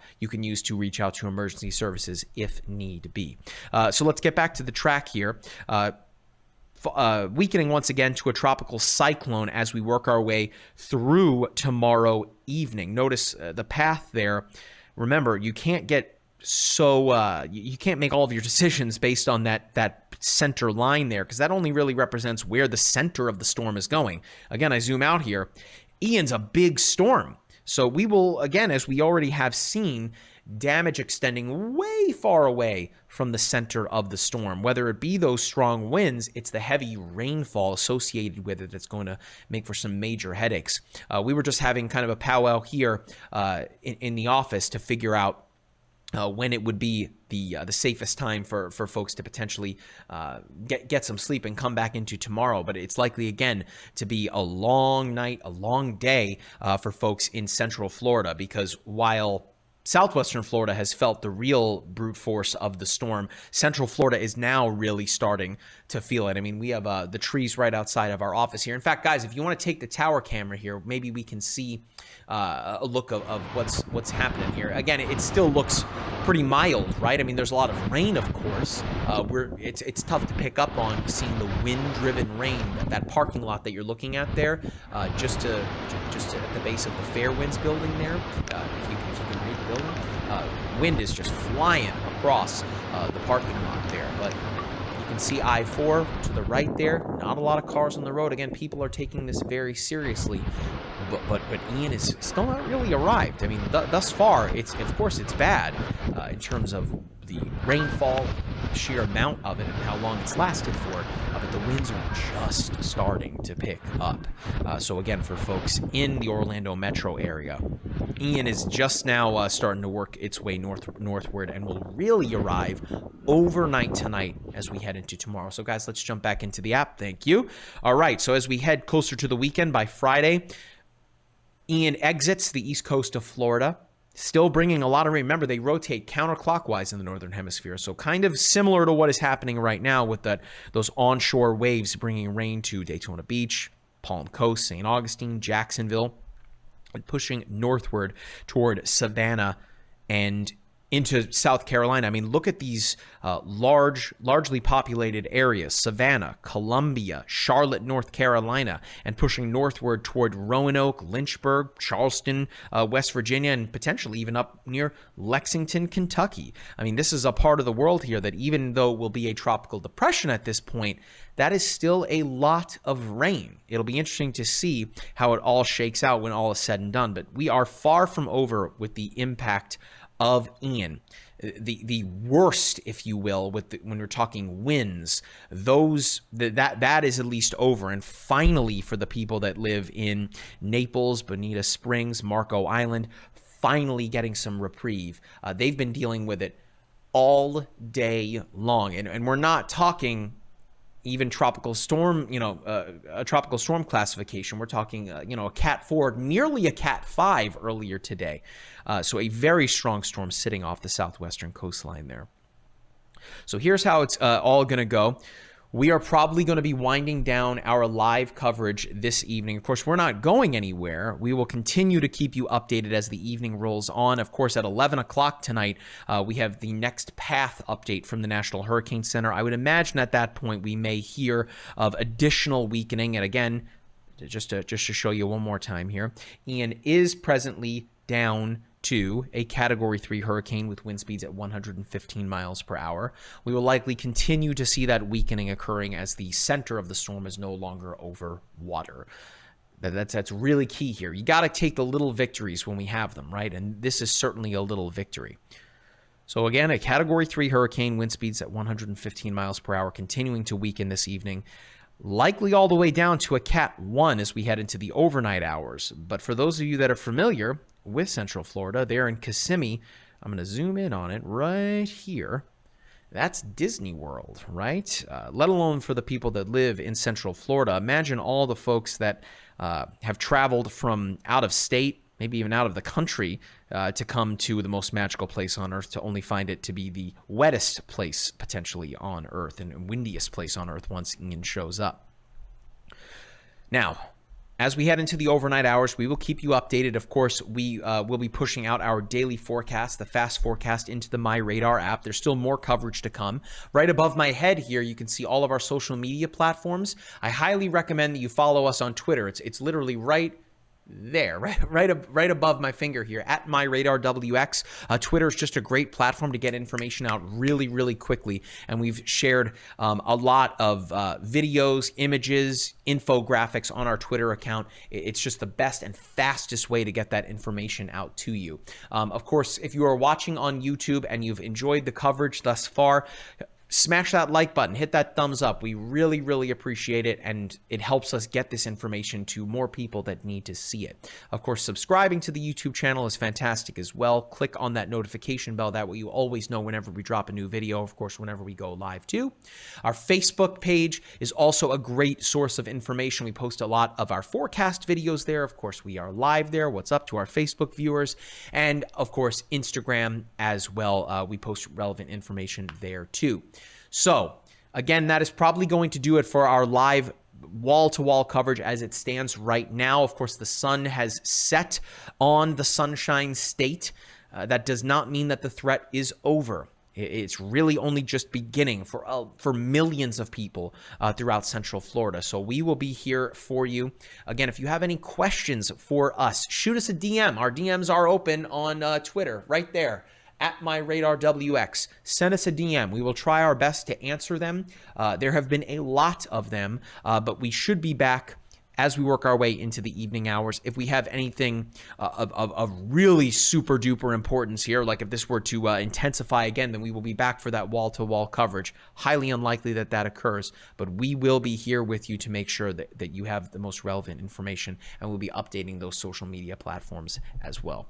Okay, before we go, guys in the back, I got to thank you guys in the back. The MyRadar crew has really been working tirelessly since all of this began, preparing for Ian to make sure that we were able to do these streams here. A lot of technical issues happen when you're dealing with live broadcasts. We actually have a new camera in the back here, so we'll actually be able to put a face to some of the names that you have been used to seeing. I don't have my computer next to me here, so I'm unsure if Sandy Rose is watching. Might as well make her one of the mods. There's the crew. There's Matt on the left. We got Jack in the middle, and we have Damien there on the far right. And you can see me there in that monitor behind Damien. So big shout out to the MyRadar crew, the unsung heroes of the squad. Again, love the fact that we have that camera in there now. That'll be really fun. And of course, I'd be remiss if I did not thank tropical weather expert Dr. David Roglicki, who lives in Lakeland. He's back home with his family after being with us yesterday, and he does not have power. Of course, meteorologist Erica Lopez, who has been alongside me and has given excellent coverage, let alone in English, but in Spanish as well, making sure that everybody is well served when it comes to the relevant information. So big shout out, of course, to Erica. Of course, our founder and CEO, Andy Green, making sure that we have been well fed here. So big shout out to Andy and, of course, to Chandler, too. And I think that's going to do it, guys. Again, follow us on our social media accounts above my head here. That way you have the most updated information as we provide it to you, and download the MyRadar app as well. That is totally free to make sure that you know of what is happening up to the very second with all things Hurricane Ian. So that's going to do it for our live coverage right now. We will be back. It's here at some point. But from all of us here on the team, stay safe and stay dry. We'll be back here soon. See ya.